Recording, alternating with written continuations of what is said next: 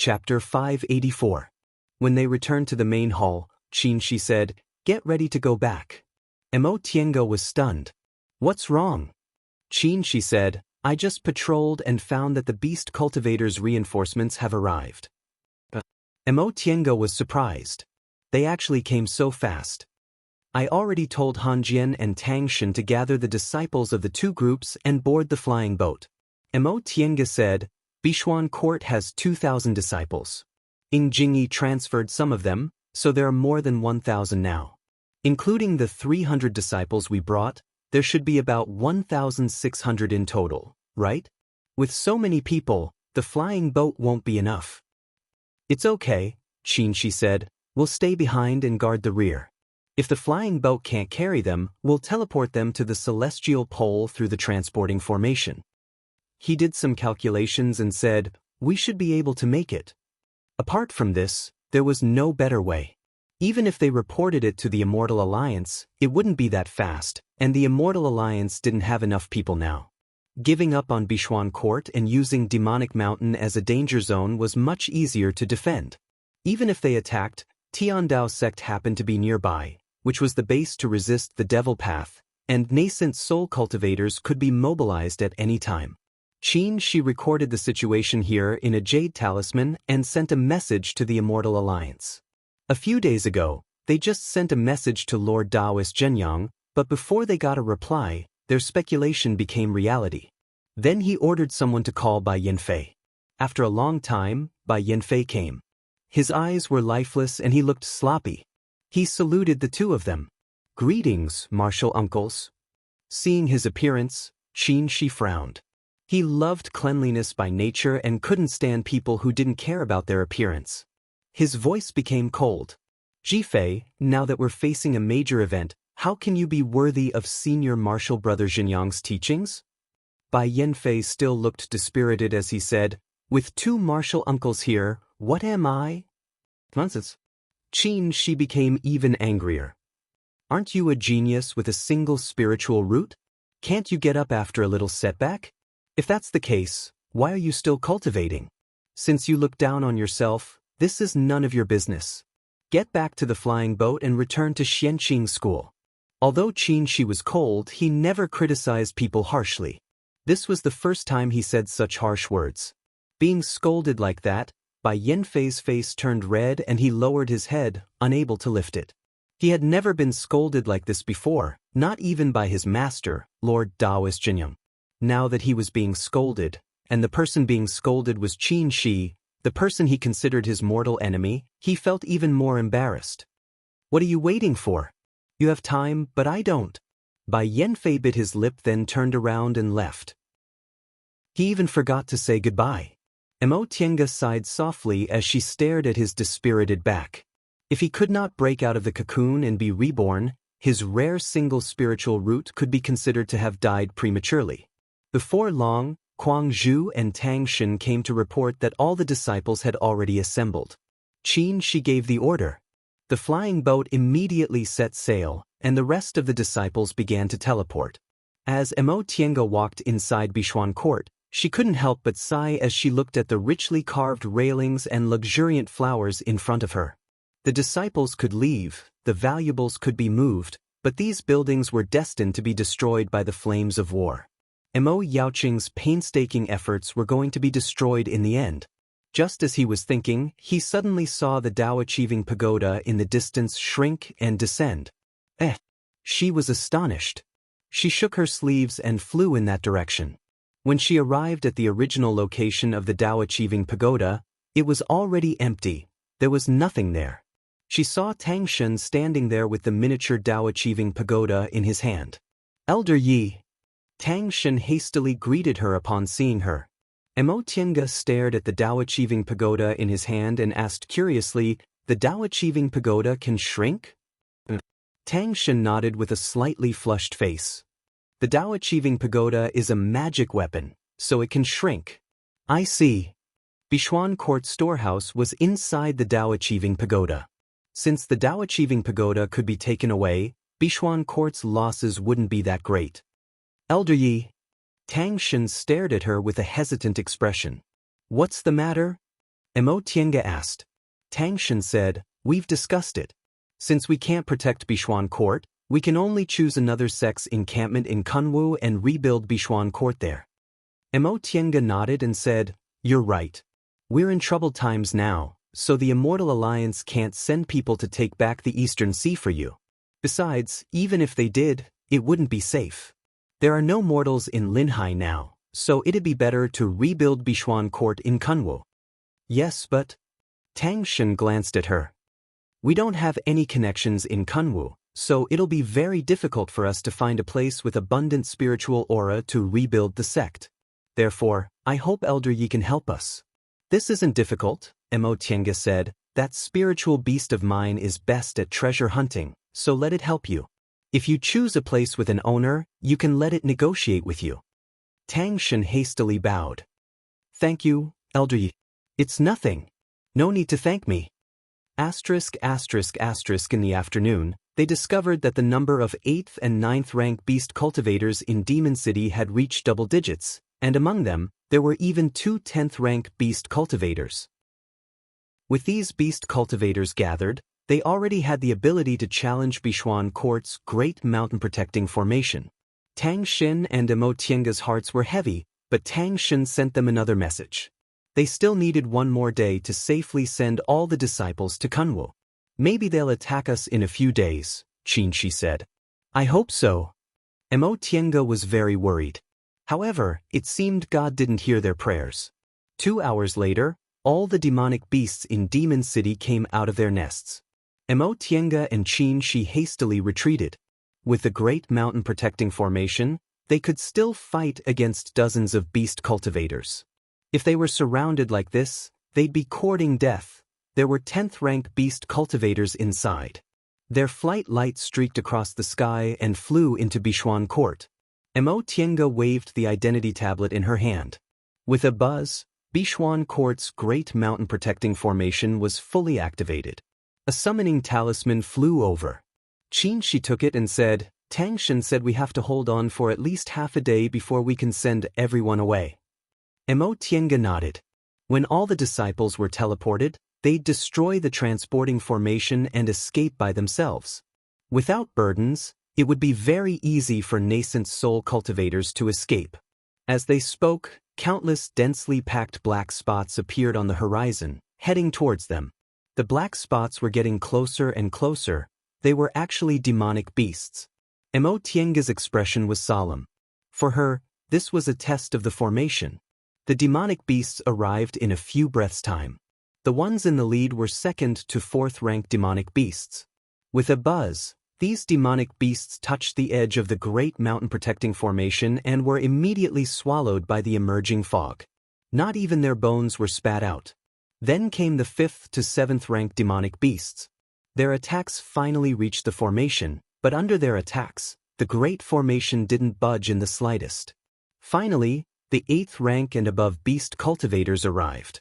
Most of them showed their true forms and flew towards Bishuan Court while surrounding 2 men and 1 woman. When Mo Tiange saw the beast cultivator in the center, she was stunned and astonished. Senior martial brother. After a long time, she finally found her voice. I've seen a person who looks exactly like that beast cultivator. She followed the direction of her finger. It was a young man in his early 20s. His cultivation level was in the 8th rank, and he was dressed in black. His face was like the autumn moon, and his whole body emitted a strange demonic aura. He looked dangerous and handsome. He was surrounded by 2 10th rank beast cultivators standing on his left and right respectfully. Mo Tiange looked very shocked. Obviously, she didn't know this person's identity. Xianxia asked, where did you see him? Mo Tiange calmed down and said, in Yunzhong. Yunzhong? Yes. When I saw him, I thought he was a devil cultivator. The young man's gaze fell on her like lightning. He suddenly laughed and said, Miss Qin, I didn't expect to meet you again in this kind of situation. It turns out you're a cultivator from the celestial pole. Mo Tiange said faintly, I also didn't expect you to be a beast cultivator. The young man raised his hand and bowed politely. I had no choice back then. I hope Miss Qin can forgive me. Mo Tiange took a deep breath and said, "Fellow Daoist Xianxia, you're too polite." This young man was Devil Monarch Xianxia, who she met in Yunzhong's heavenly snow city. Since he was a beast cultivator, he should be called Devil Monarch Xianxia. Devil Monarch Xianxua's gaze fell on Qin Shi and he asked with a smile, "Fellow Daoist, you are?" Mo Tiange said, "This is my husband, Qin Shoujing." Devil Monarch Xianxia was surprised. He looked Qin Shi up and down and said, "So you're not Miss Qin. You should be Madam Qin." As soon as he heard Qin Shi's surname, he knew Qin Wei was a pseudonym. Mo Tiange smiled faintly and said, "It doesn't matter whether I'm Miss Qin or Madam Qin. I didn't expect to meet you again with a sword and a knife." Devil Monarch Xianxia was still smiling and said, "I also think it's unbelievable.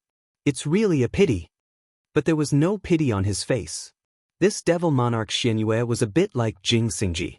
Peach blossoms when there was nothing to do but a smiling tiger when there was something to do. Mo Tiange raised the corner of her mouth and asked, "Fellow Daoist Xianxia, how should I address you? What's your identity?" Devil Monarch Xianxia said, "No one knows my name. Miss Qin, you can still call me Xianxia. I'm from the Qilin clan. I'm ranked second in my family. My father is the South Sea Sovereign." South Sea Sovereign. It sounded like the king of beast cultivators in the South Sea. So this Devil Monarch Xianxia was the second prince of the South Sea? She really didn't know what he did in Yunzhong when he pretended to be a devil cultivator. "So you're Prince Xianxia." Mo Tiange glanced at the beast cultivators and suddenly smiled. "Prince Xianxia, are you planning to exchange the lives of these beast cultivators for Bishuan court?" Devil Monarch Xianxia didn't answer.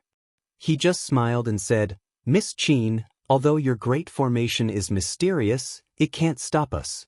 We only want the Eastern Sea. Why don't you just give it to us?" Mo Tiange shook her head. "Prince, are you sure you only want the Eastern Sea?" She looked at Devil Monarch Xianxia and smiled. "I'm afraid you still want Kunwo after you have the Eastern Sea, right?" Devil Monarch Xianxia paused for a moment and smiled. "It seems we're destined to fight this battle." Mo Tiange didn't bother to talk nonsense and only said one word, "Please." Devil Monarch Xianxia stopped smiling and ordered faintly, "Go." "Yes, second prince." The beast cultivators answered. Except for the two 10th rank beast cultivators, all of them rushed towards the great mountain protecting formation. Chapter 585. Attacking forcefully was the stupidest way to break a formation, but it was also the most effective. Any formation had a tolerance limit. When the power of the attack exceeded its tolerance limit, it would collapse and cease to exist. Therefore, formations were also affected by realms. An aura refining formation couldn't kill a foundation building cultivator, and a core formation couldn't do anything to a nascent soul cultivator. Generally speaking, each cultivation group's great mountain protecting formations were formations above the nascent soul realm, but they couldn't compare to deification cultivators. Therefore, with so many beast cultivators above the 8th rank gathered, they could definitely break it by force. Of course, the process of breaking it wasn't that easy. Now, Black Moon Monster Sovereign and her group were planning to use this stupid method to break the formation. 4 beast cultivators, even if they were in the 8th rank and their spiritual intelligence wasn't inferior to that of humans, their talent in miscellaneous studies was still inferior to humans. Using skills to break a formation wasn't as straightforward as using force. 10 8th rank beast cultivators formed a simple formation and each took out a magic weapon refined from their body. Spiritual aura burst out and turned into a multicolored flying sword which pierced towards the heaven and earth inverted formation. The tip of the sword, which carried a threatening killing intent, heavily hit the heaven and earth inverted formation with a sharp whistling sound, causing the whole Bishuan court to shake. At the transporting formation, Tang Shen's expression became even more solemn.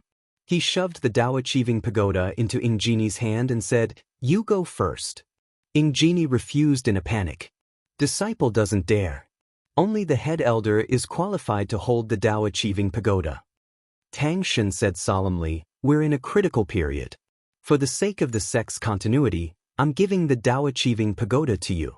You don't need to refuse." Ingenie still shook her head. It's the same if Elder Tang takes the Dao Achieving Pagoda and leaves first. Besides, Elder Tang is more suitable than me to restore the sex orthodoxy. Tang Shen said, the head elder has the responsibility to protect the disciples, so I must stay here. I'm telling you to go, so go. He then pushed the Dao Achieving Pagoda into her hand. Right after the 3 disciples left, Ingenie stood on the transporting formation with tears in her eyes. Elder Tang Shen ignored her and bowed towards Feifei, who was leaning lazily against the wall. Senior Marshal Brother, after we arrive in Kunwu, please take care of me. Feifei blinked and nodded. Seeing the teleportation array light up and Ingenie vanish, Tang Shen turned around and looked in the direction of the mountain gate in silence. There were 2 teams of 10 8th Order Demon Cultivators and 1 team of 6 9th Order Demon Cultivators. The 3 teams of Demon Cultivators took turns to attack the Heaven and Earth Inversion formation and finally made a hole in the defensive barrier. Upon seeing this, Black Moon Demon Sovereign's face lit up. He cast a glance at the expressionless Emotienga and Qin. She then waved his hand. Enter the formation. A sneer appeared on Emotienga's face when she saw more than 20 beast cultivators entering the Heaven and Earth inverted formation. A small flag appeared in her hand out of thin air, and she waved it lightly. Rumbling sounds could be heard from within the formation, as if the sky was collapsing. Black Moon Demon Lord's expression changed slightly. He turned to the 2 level 10 demon cultivators beside him and said, Elders, this, of the 2 10th rank demon cultivators, the one with a pale face and no beard waved his hand and said, Don't worry, Second Prince. We won't be completely annihilated. Qin she glanced at him with the 3 young real fire in his hand and said in a low voice, Let me enter the formation and kill them. Emotienga pondered for a while, then took out a jade talisman and gave it to him. With this talisman, the formation won't attack you. Don't fight them head-on. Just kill them with the help of the formation. Qin she chuckled. I know. You don't need to give me instructions like a disciple. Emotienga was stunned and felt embarrassed. These days, when commanding disciples and controlling the formation, she habitually gave instructions like this and that, so she just said this sentence casually. Open the formation and let me in, he said. Emotienga waved the formation flag, and a small hole about 3 feet wide appeared where they stood. Dark clouds rolled inside. Qin she shrank his body and jumped down. After entering the formation, Qin she rode the wind. He was surrounded by rolling dark clouds, and not far away, lightning flashed incessantly. He had a jade talisman on his waist, so neither the dark clouds nor the lightning bothered him as if he didn't exist. The dark clouds blocked his line of sight, so he couldn't see anything. He waved his sleeve, brushed away the dark clouds, and descended. After jumping down from the dark clouds, he naturally looked down, but he was shocked. It wasn't the ground below, but the sky. There was a sun hanging in the deep blue sky. Did I go in the opposite direction? With this in mind, he prepared to turn around, but only halfway through he turned back. No, it was indeed below. Above, there were several mottled pieces of land between the dark clouds.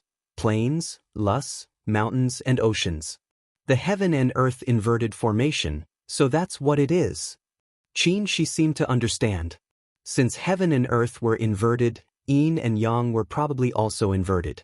Those beast cultivators wanted to break the formation, but at least 10 of them died. As he thought about this, he saw a group of beast cultivators entering the formation. 26 beast cultivators, 3 9th rank beast cultivators at the front and back, and 20 in the middle, divided into 4 teams, formed a shuttle formation, and flew slowly and cautiously. Qin she held the jade talisman in his hand, quietly turned into a dark cloud, and slowly drifted towards this team. In normal times, no matter what he turned into, he would more or less reveal some flaws in front of these 8th and 9th rank beast cultivators. However, they were inside the Heaven and Earth inverted formation. Emotienga presided over the formation, and he had a jade talisman in his hand. After turning into a dark cloud and merging with the formation, it was impossible for him to reveal his identity. After flying for a while, the beast cultivator in the middle stopped, turned around, and said, Two in a team, spread out and look around for strange things that might be the eye of the formation. Yes, the beast cultivators answered. The beast cultivator in the lead said again, remember, if there's an accident, immediately activate the spirit chain. The beast cultivators spread out in a team of two and went in different directions. Xianxia chose a pair of early-stage nascent soul beasts and followed them quietly. After flying for a while, a wretched-looking black man said, human formations are really amazing. The things here look real.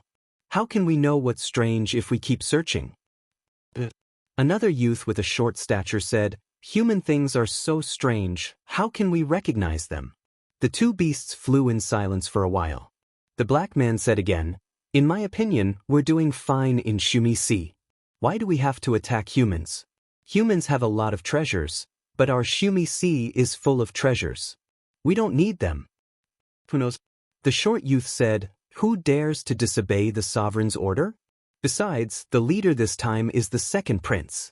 The second prince is very interested in human things. I heard he even traveled to human territory 100 years ago. I really don't understand. There's probably some mystery. Qilins have noble bloodlines and are naturally more intelligent than us. The second prince is also the smartest among all the princes. Maybe he'll inherit the throne in the future. The youth smiled and said, Brother Feilong came with the second prince because of this? The black man chuckled. If it weren't for this, who would be willing to do this hard job? Brother Jelly, aren't you? The youth chuckled and didn't defend himself, which showed that it was indeed the case. Xianxia, who was listening from behind, pondered in his heart. Was Shumi referring to the South Sea? The South Sea sovereign's clans seemed to be fighting for the throne. Brother Feilong, why can't I see clearly? The short youth muttered. That's right. The two demons turned around only to see dark clouds rising around them, covering the surrounding scenery. Not good. The youth shouted, the formation might be activated. As soon as he said that, he and the black man were about to disperse the dark clouds, but lightning suddenly burst out from the dark clouds and covered the two beasts. Boom, boom, boom, boom, boom. Explosions rang out incessantly. Xianxia hid in the dark clouds. Seeing that the two beasts couldn't resist the lightning, he instantly transformed into his human form. The three-yang real fire sword flew out of his sleeve, silently but flexibly circling them, and the heads of the beasts trapped by the lightning were easily cut off. After they died, the two beasts returned to their original forms. The black man was originally a sea centipede, but he was now called a flying dragon. The short youth was a fat and short loach. He put the two beasts' corpses back into his interspatial ring and heard the sound of fleeing not far away. The movement of the heavenly thunder formation just now was too big. 80% of the scattered beast cultivators heard it and were rushing over. Xianxia didn't panic at all. He still turned into a dark cloud and drifted away slowly. Colorful streaks of light quickly flew over, and the two ninth-tier beast cultivators were the first to arrive. They scanned the surroundings with sharp eyes, but did not find anything suspicious. Isn't it here? One of the beasts muttered. The other beast shook his head. I did feel the fluctuation of magic here. It was here just now. The other beasts flew over one after another. A ninth-rank beast cultivator counted and said with a solemn expression, 2 are missing. Another ninth-rank demonic cultivator swept the surroundings with a sharp gaze. It seems that they were killed here. The two beast cultivators looked at each other, and one of them said, we can't split up anymore. The other beast nodded. Let's look for them together. Then he said loudly, this formation is strange. From now on, don't split up. Line up. The ninth-rank beast cultivators still lined up in a shuttle formation in the front and the back. Xianxia sighed regretfully. With so many beast cultivators together, it was hard for him to break them one by one with the help of the formation. When could the formation be activated? Just as he was thinking about this, the surroundings suddenly darkened. The beast cultivators were shocked. They looked up and saw that the sea began to roar on the ground above. In the sky below, the red sun was dim, and the sun was covered by dark clouds. In an instant, there were many things in the surroundings. There were sparkling and translucent hexagonal ice crystals, floating sparks, intertwining vines, and fluttering sand. When the wind blew on his face, it hurt a lot. As soon as these beast cultivators put on a defensive posture, these things smashed down on them. The ice crystals turned into knives, the sparks turned into lotuses, the wooden vines turned into thorns, and the sand fell like rain. The sea above their heads dropped huge waves and surged over aggressively. The sky under their feet was filled with lightning, turning into a world full of killing intent. In addition to external troubles, there were also internal troubles. The beast cultivators were about to cast spells, but they found that the spiritual aura rules here had been changed. Yin and Yang were reversed, and the 5 elements were disordered. The power of their spells was greatly reduced when they were cast forcibly. In the chaos, Xianxia quietly hid in the cloud and floated toward these beast cultivators. Inside the cloud, a trace of imperceptible sword light appeared. Chapter 586. Black Moon Monster Master stared at Xianxia. Every time she waved the formation flag, a loud noise came from the formation. This made him extremely nervous. He had traveled among cultivators, so he knew how skilled humans were at formations. If the people he brought with him wanted to break through this formation, they would have to pay a heavy price. However, he didn't know how heavy the price would be. Suddenly, the yellow-robed 10th rank beast cultivator frowned and whispered, "Not good." "Elder Dai," Black Moon Monster Master asked, "what's the problem?" The yellow-robed girl didn't answer. Instead, she looked at the other 10th rank beast cultivator. This middle-aged beast cultivator had a pale face and no beard, looking very elegant. He said with a solemn expression, "The situation isn't good. We have to go in and help." The yellow-robed girl nodded and said to Black Moon Monster Master, "Second Prince, stay here and help. We'll go in and break the formation." "Elders," Black Moon Monster Master said nervously, "isn't it too risky for you to go in?" Some of the beast cultivators he brought were his followers, and some were prepared to be cannon fodder because they were dissatisfied with him. It wouldn't be a pity even if all of them died. There were many 8th rank beast cultivators in Xianxia. However, the 2 elders beside him were his biggest helpers. If they died here, he wouldn't be able to become the monarch. The yellow-robed girl stared at him and said coldly, "Second Prince, if you're so timid, how can you rule Xianxia? Since you want to make a great contribution, you have to take risks. We're all willing to risk our lives. What are you afraid of?" Black Moon Monster Master listened obediently and lowered his head. "Then I'll have to trouble you, elders." The yellow-robed girl didn't say anything else. She swung her sleeve and turned into a giant yellow butterfly, flying into the formation. The other middle-aged beast cultivator smiled at him and said, "That's Dai's nature. Second Prince, don't mind her." Black Moon Monster Master said solemnly, "Elder Dai's words are reasonable. I should listen." The middle-aged beast cultivator nodded slowly, satisfied with his teaching. "Second Prince, you must be careful here. If we're in trouble, run away." Black Moon Monster Master shook his head. "I brought you here, so I'll go back with you. If you die here, I'll definitely accompany you." "Second Prince, you can't say that." The middle-aged beast cultivator said, "As a monarch, you must have the spirit of a monarch. No matter how high our cultivation levels are, we're still subordinates. A monarch can die for his country or his position, but not a demon. No matter how important a demon is, it's not as important as the entire Xianxia." Black Moon Demon Lord bowed respectfully. "Thank you for your guidance, Elder Jing. I will keep it in mind." The middle-aged beast cultivator nodded with a smile. Black Moon Cultivator said, "I'll go." The middle-aged demonic cultivator's body shook, and he transformed into a gigantic killer whale, passed through the hole, and entered the formation. Black Moon Demon Lord frowned and stared at the entrance of the cave. The monster master, Black Xianxia, Demon Monster Cultivators, said, was C, monster was T. Although the Xianxia was large, there weren't many rank 10 Yao cultivators. Besides the secluded ones, only a few Yao cultivators had a clear stance. As the second prince, Black Moon Monster Master wasn't the heir to the throne. He was talented, smart, and quick-witted, so the elders supported him. Jie and Jing, who were 10th rank elders and were very important to the monarch. If they died here, not only would his power be greatly reduced, but the monarch would also blame him. What was worse was that he and the first prince were enemies. If he lost the protection of the two elders, he would be eliminated by his eldest brother. He looked up at Tiange, who was presiding over the formation. When he met Tiange, he thought she had some secrets and had a suspicious background. He didn't expect to see her like this. At that time, she was in the middle stage of the core formation realm, and he was already in the 7th rank. In more than 100 years, he advanced from the 7th rank to the 8th rank, but she advanced from the middle stage of the core formation realm to the early stage of the nascent soul realm.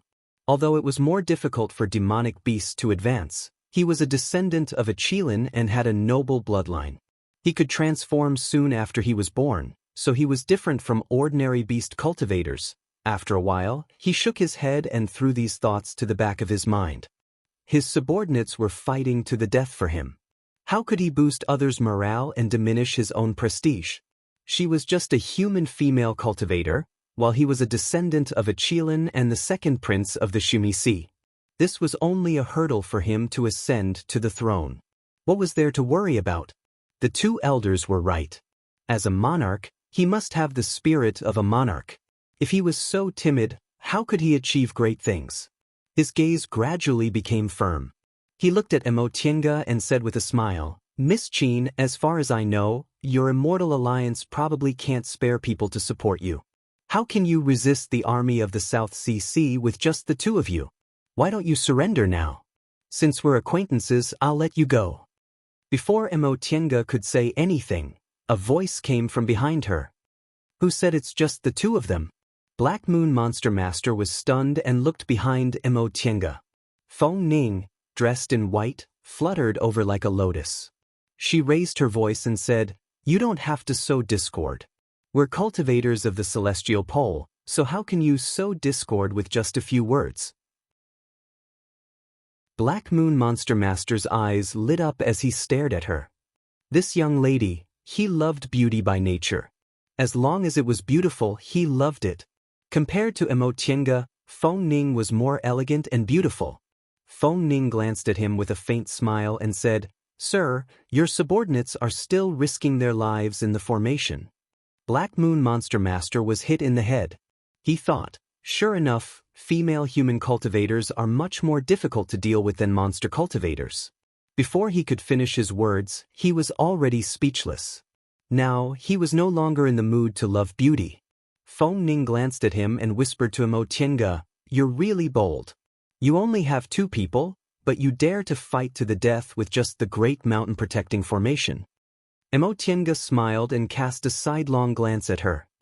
"Miss Feng, you really came at the right time." She emphasized the word, right time, obviously sarcastic. Feng Ning looked angry and said, "You better know what's good for you. A disaster is coming.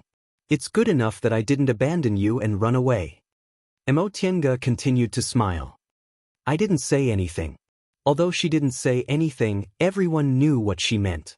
Feng Ning wanted to quarrel with her, but on second thought, she realized she couldn't win, so she simply ignored her words and said sullenly, "Are we just going to wait like this?" Tiange said, "Miss Feng, you can enter the formation and fight. They have 2 10th rank monster cultivators, so I'm afraid my senior martial brother is alone." Feng Ning rolled her eyes. "I'm only in the 8th rank. Early stage of the nascent soul realm. How can I compete with 10th rank monster cultivators?" She almost thought she was a monster cultivator. Tiange said, "Who told you to fight them with real strength?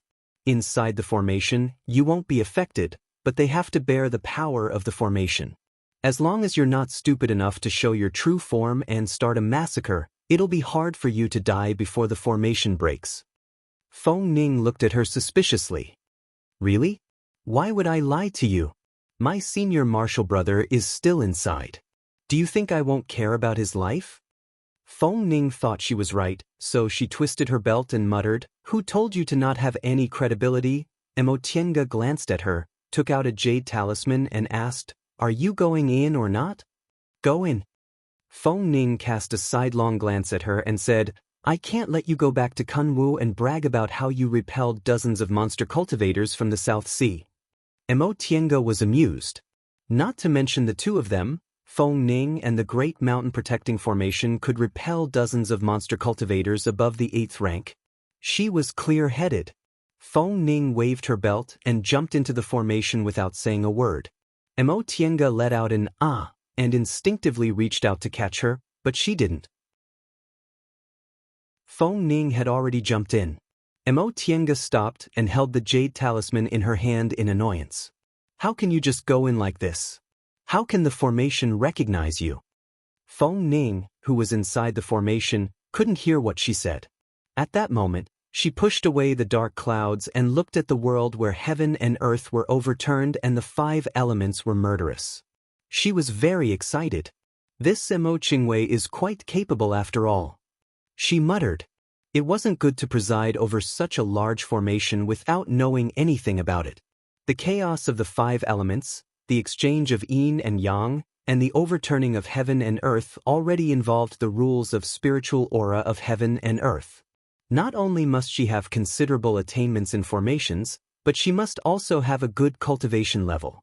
She had to be at least in the nascent soul realm to understand the rules of spiritual aura. "Miss Feng." A voice came into her ears. Mo Tiango was using her divine sense to contact her. Feng Ning wandered with the wind and answered casually, "What's wrong? Why are you running so fast? What's the difference between you and those monster cultivators if you go in like this?" Feng Ning was stunned. "What do you mean?" Mo Tiango used her divine sense to transmit her voice into the formation. "The formation won't regard you as an enemy because you have a token. Don't blame me if you get destroyed like this without anything." Feng Ning understood and was very anxious. "Don't blame me? You let me in. Just because you said so, I'll go in. I just took out my token to give you." "Then why didn't you give it to me earlier?" "You didn't wait for me either." The two of them were angry. They both thought it was the other's fault and were so angry that they didn't speak. Suddenly, there was an explosion of thunder in the distance. Feng Ning looked in that direction and saw icicles and sparks flying in the air. Lightning and sand danced wildly, sweeping towards her. "Mo Qingwei!" She couldn't help but shout. Mo Tiango had already discovered it. She hurriedly waved the formation flag, and a dark cloud turned into a giant hand, blocking it. When the surroundings calmed down, she said, "I'll let the formation avoid you, but you have to be careful. Just kill the lone ones. Don't get close to them." "Got it." Feng Ning replied snappily after falling into such a sorry state.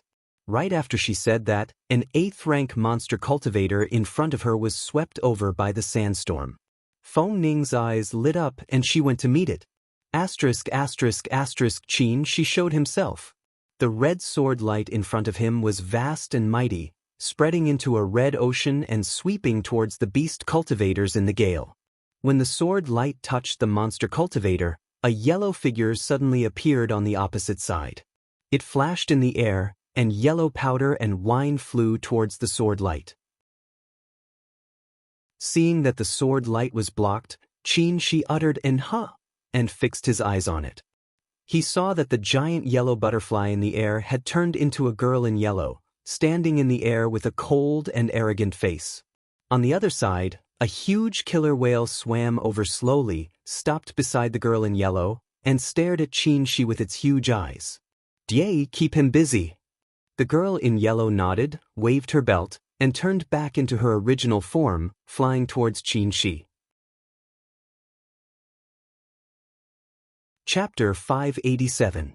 Qin Shi didn't know what kind of species this giant yellow butterfly was, nor did he know its innate magic weapon, but since it blocked his sword light with yellow powder, it must be one of its killer moves. At this moment, he had already thought of a countermeasure. With a wave of his hand, the sword light flew back into his sleeve. When the giant yellow butterfly flew over, he had already disappeared. Dye stopped, her mouth opening and closing as she asked Jing Hu, "What's going on?" Jing Hu also didn't know, but another beast cultivator shouted, "Elder Dai, This person can use the power of the formation at will. The two antennae on Die's head swayed and sprinkled yellow powder. This powder surrounded the team, forming a protective layer. After doing this, it flashed back to the team and changed back to its human form. It said, "Elder Jing, defense isn't my strong point. I'll have to trouble you." Jing Hu waved his huge whale tail and said, "Don't worry." The blowhole on its head suddenly sprayed out a monstrous water column, which turned into water droplets floating in the air. These water droplets temporarily isolated the surrounding ice spikes and sparks, giving the beast cultivators space to rest. Moreover, as soon as Xianxia came out, these water droplets would warn him. "Greetings, elders." Once they were free, the beast cultivators saluted respectfully. "No need to be so polite." Jing, who opened his mouth full of sharp teeth, glanced at them and said in a heavy voice, "Where are the other demons?" A 9th-rank demon cultivator stepped out and said with a trembling voice, "Elder Jing, 6 of them are confirmed to have perished, and 3 of them are missing." Jie frowned and said coldly, 26 beast cultivators entered the formation, and now only 17 are left. You're really something. Although she didn't curse, her displeasure was clearly conveyed, and the beast cultivators were even more fearful. Beast cultivators paid more attention to seniority than human cultivators, and there was a huge difference between 9th rank and 10th rank. 8th rank beast cultivators were everywhere in the South Sea, and 9th rank beast cultivators weren't too rare, but 10th rank beast cultivators were rare. Jing Hu said, "This formation is indeed something. We can't blame them." Jing Hu's understanding made these 8th and 9th rank beast cultivators feel grateful. One of the 9th rank beast cultivators mustered up his courage and reported, "Elder Jing, we've searched, but there's nothing special about the array. Please guide us, Elder Jing." "Really?" Jing Hu said, "The attainments of human cultivators in formations are much higher than us Yao cultivators. The so-called special objects don't necessarily have to be incompatible with the surrounding environment, but rather, they have to be objects with special energy." "Yes," the 9th stage demon cultivator replied respectfully. "Please advise me, Elder Jing." Jing Hu knew that without a certain level of attainment in array formations, it would be difficult to find the eye of the array. Therefore, he did not blame these demon cultivators too harshly. It swung its tail and looked up at the world. The attainments of human cultivators in formations were beyond their imagination. Their mountain guarding formation could almost create a small world, which had its own rules of heaven and earth and its own circulation of spiritual qi. If they only treated it as an illusion, they would die miserably. Jing Hu scanned the world one by one. The land above him had mountains, plains, deserts, and oceans. Except for the fact that there were no living creatures, it was almost a perfect world. The sky beneath his feet was vast and boundless, as if there was only the sun, the sun. Jing Hu's eyes lit up and an extremely fine stream of water sprayed out from the blowhole, pouring towards the sun. When it got close to the sun, the stream of water quickly dried up and disappeared into the air. This seemingly useless action caused Jing Hu's eyes to light up. It could confirm that as soon as the stream of water approached, the sun would suddenly emit even more intense heat. This kind of autonomous behavior was one of the characteristics of the eye of the array. It shouted, "Attack the sun!" Yes, the Yao cultivators responded in unison, each taking out a magic treasure refined from a certain part of their body and attacking the sun beneath their feet. Jing Hu was its sharp teeth, while Dai Yi was its wings. The two 10th stage demon cultivators attacked at the same time, one white and one yellow, two sharp auras shot towards the sun. At this time, a figure in a white and blue robe silently appeared behind them, a red sword ray slid out from his sleeve. It was extremely thin, avoiding the dense water droplets, and slowly swam in. The Yao cultivators attacking the sun didn't notice that Jing Hu's strength was at the top of the Yao cultivators, so they didn't expect to be able to avoid the water droplet barrier he created. The red sword ray slowly penetrated the barrier and touched the bottom. All of a sudden, the red light sword, revealing a murderous aura. The sword ray instantly crushed the water droplet barrier around it, creating a passage several feet long. The Yao cultivators reacted, and Daoist sprinkled a layer of powder again, temporarily blocking the sword ray. However, under the chain reaction, the water droplet barrier collapsed one after another. In just a few seconds, it was completely shattered, and the water droplets were swept away by the gale without a trace. The ice sparks, yellow sand, and gale that were blocked outside just now swept over again. In a hurry, many 8th stage demon cultivators didn't have time to defend and were hit in certain parts of their body. Daoist was furious and was about to change her target, but Xianxia's figure flashed and disappeared again. Daoist, Jing Hu advised, "We can't do anything to him in the Great Formation, so we can only guard against him. You take them to attack the eye of the formation, and I'll guard against him."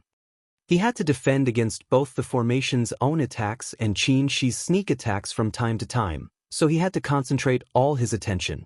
He couldn't just use a barrier like just now. Xianxia didn't disappoint him. He appeared from time to time to harass Jing Hu and restrain him. After another round of harassment, Xianxia concealed his figure and said through his divine sense, "Tienge, how much longer can you hold on?" Any formation was formed by the energy provided by spirit stones, and spirit stones had a limit.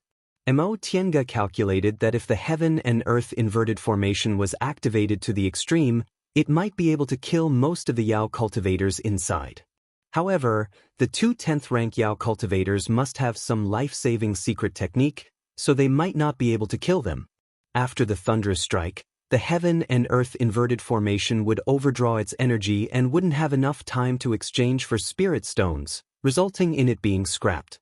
At that time, they would be able to protect themselves against 2 10th rank Yao cultivators and 1 8th rank Yao cultivator, but they wouldn't be able to protect the low-level cultivators who hadn't finished being transported. Therefore, they planned to reduce the formation's power in exchange for time. In this case, they had to share the formation's power. The formation would trap them and cause a certain amount of trouble, but it wouldn't be enough to kill them. The task of killing them fell on Xianxia and Feng Ning, who were inside the formation. However, Feng Ning entered the formation without bringing her jade talisman, so she could only wander around the periphery. Therefore, Xianxia was the only real helper. It was impossible for Xianxia to confront them head-on. Even with the help of the formation, there was no way he could fight against a team of 2 10th rank Yao cultivators by himself. Therefore, he could only harass them from the side to buy time.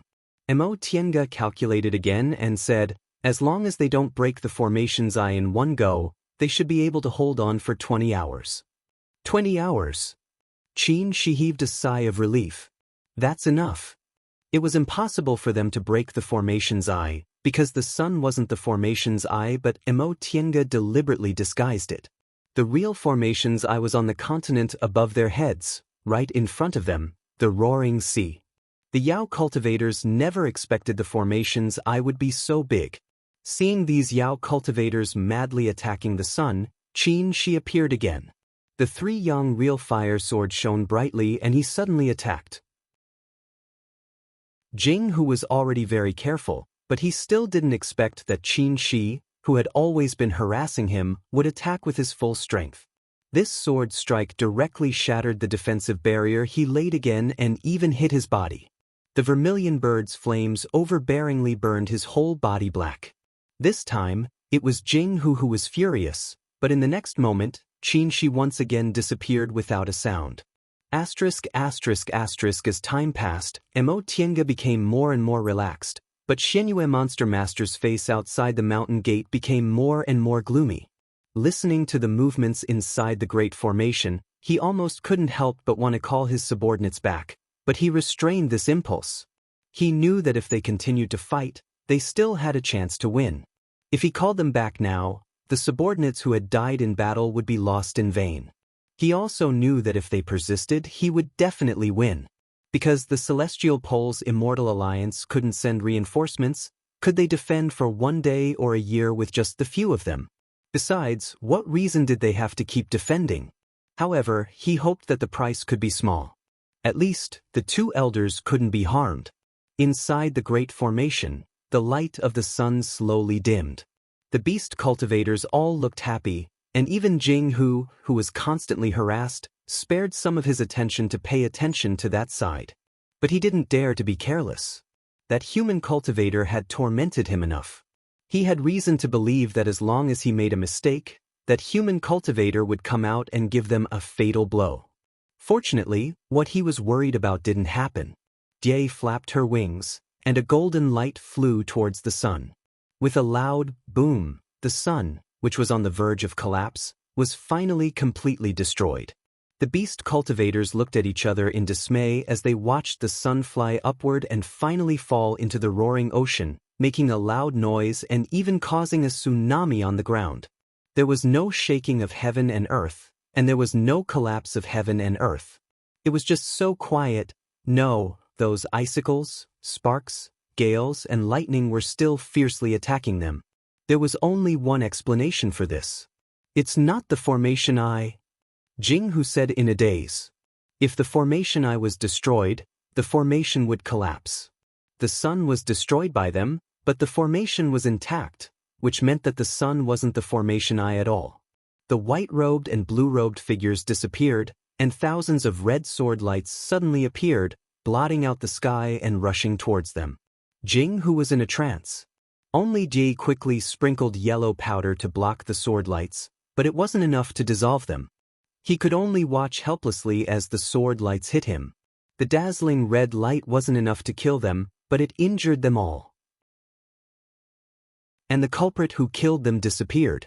Outside the formation, a sound-transmitting talisman flew out and fell into Emo Tiange's hand. The sound-transmitting talisman burned by itself, and Tang Shen's voice came, "Elder Yi, all disciples have been teleported." Emo Tienge looked happy and quickly replied, "You're also teleported. Destroy the transporting formation after you're teleported." She looked at the gloomy Xianxia monster sovereign, made a hand seal, and waved the formation flag. With a boom, the whole formation exploded. Chapter 588. Inside the Great Formation, sand suddenly danced, icicles flew, the sky sank, stars fell, and rivers and seas were overturned. It was as if heaven and earth were destroyed in an instant. The beast cultivators all turned to look at Jinghu. "Elder Jing," Jie said doubtfully, "isn't the formation broken?" Jinghu also felt strange. The collapse of heaven and earth was indeed a sign that the formation was broken, but why didn't it happen when the sun was struck down? Was the sun the eye of the formation? The gale grew fiercer and fiercer, carrying with it a boundless power, instantly breaking Jinghu and Jie's defenses. The dozen or so Yao cultivators were caught off guard and were suddenly swept into disorder. Some of the weaker ones were immediately swept away by the gale. Jinghu spat out a drop of water, barely holding on. He was horrified. "This isn't breaking the formation. This is... Before he could finish speaking, his huge body was enveloped by lightning. He looked around in fear, only to find that lightning covered the whole world. Boom! With a loud explosion, the whole Bichuan court was shrouded in smoke. The mountain gate was blown up, the buildings collapsed, and the mountains shook. Xianxia Monster Lord reacted quickly. He showed his true form in an instant and fled several miles away. His true form was a blue water beast that looked like a qilin. Several figures slowly appeared in the smoke. Ba. Feng Ning frowned without caring about her image and tried hard to spit out the smoke she inhaled. After she finished, she pointed at Emo Tienge, who was still floating like a fairy, and said angrily, "Emo Qingwei, did you deliberately watch me embarrass myself?" She wanted to break the formation but didn't tell me, making me so embarrassed. When had she, Feng Ning, ever been so disgraced in her life? It was too shameful. Emo Tienge glanced at her and said lightly, "Why didn't others do it?" "Others?" Feng Ning turned around and found that Xianxia was still calm, and there was no dust on his blue and white robe. She couldn't help but clench her teeth. "This couple," Emo Tienge said, "don't say I didn't tell you. It's time to run for your life." Feng Ning was dumbfounded. Before she had time to ask, her instinctive vigilance woke her up. 28 beast cultivators entered the formation, and 5 survived. 2 were in the 10th rank and 3 were in the 9th rank. Including Xianxia Monster Lord, There were 6 in total. As for them, there were only 3 of them. One of them was in the middle stage of the nascent soul realm, while the other 2 were in the early stage. Although none of them could be regarded as ordinary nascent soul cultivators, their opponents were not ordinary Yao cultivators either. They were the elites of the South Sea. This was the only way to escape. Feng Ning waved his belt, and the Chinese harp appeared in his hand. His 5 fingers plucked the harp quickly, and the music suddenly sounded. The sound wave turned into a dazzling light and rushed towards Black Moon Demon Lord. Then, a talisman appeared in her hand out of thin air and ignited. She was surrounded by white light. Before anyone could react, she escaped in an instant. She ran really fast. Tiange curled her lips as she watched Feng Ning's flight light disappear. Since the Luan and Phoenix immortal couple was willing to let their precious daughter participate in the battle between the demonic cultivators, they were naturally fully prepared. It was not surprising that they could successfully escape under the watchful eyes of the 10th-tier demonic cultivators. Actually, they wished for nothing more than for Feng Ning to escape. In that case, they would have nothing to worry about. She shifted his gaze and gave her a meaningful glance. Tiange nodded lightly. Prince Xianyue. Tiange smiled and looked at Black Moon Demon Lord, who had an unsightly expression not far away. It's fine to give the Eastern Sea to you, but you have to pay a price, don't you? Black Moon Demon Lord clenched his teeth but didn't say a word. Out of the 28 demonic cultivators, 3 9th-rank demonic cultivators and 28th-rank demonic cultivators died. How big of a loss was this? Although these demonic cultivators weren't enough for the South Sea, they would certainly be used by the eldest prince to attack him. He originally thought losing half of them would be enough. Jie, who was flapping her wings, snorted coldly. What's the use of saying this nonsense? You might as well leave your lives here. Jie danced lightly, sprinkling yellow powder that suddenly turned into sharp thorns that blotted out the sky and covered the earth. Go. She shouted in a low voice as the 3 young real fire swords formed a sword formation. The golden thunder shot out, forming a vast thunder net that blocked the 6 demonic cultivators. Then, the 2 of them didn't linger on the fight and flew towards Demonic Mountain on their flight light. However, the 10th-rank demonic cultivators weren't that easy to fool. Jing, whose huge body appeared in front of them with a series of afterimages as if he was weightless. Then came Jie.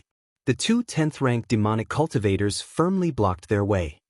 Your Excellency, do you think it's that easy to get away? Black Moon Demon Lord and the other 3 9th-rank demonic cultivators happened to surround them. Tiange and She looked at each other. Without giving each other a look, the red sword light swept towards Black Moon Demon Lord. While the other demonic cultivators were trying to rescue them, they escaped to the sea surface. Jing, who was still using his unique escape technique, but Tiange threw something at him. With a loud bang, Jing, who was caught off guard, was frozen. It was the thunder bead Jing Xingji gave her, which could be used at this moment. Jing, who was powerful, so the thunder bead could only block him for a short time. But it was enough. Tiange waved her Fusheng sword and left a wound on him. Then she escaped without hesitation. Elder Jing.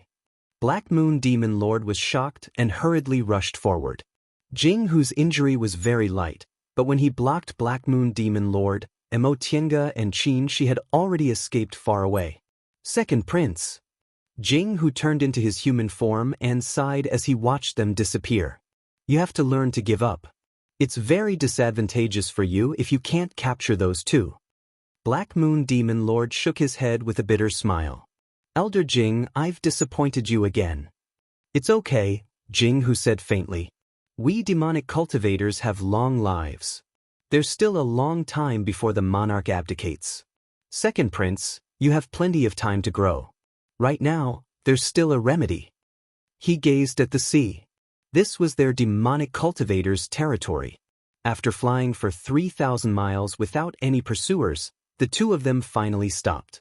Tiange patted her chest and asked, Do you think they didn't chase us or do they have a backup plan? She put away his 3 young real fire sword and said, I don't know, but we'd better think of a way to avoid their pursuit. He looked at the calm sea under his feet. This is their territory. Flying to the sea was a helpless choice. 2 10th-ranked demonic cultivators were blocking their way and 3 9th-ranked demonic cultivators were behind them, so it was impossible to escape quickly. If they were delayed, they would fall into a chaotic battle. It was better to fly to the sea, get rid of them, and then return quietly.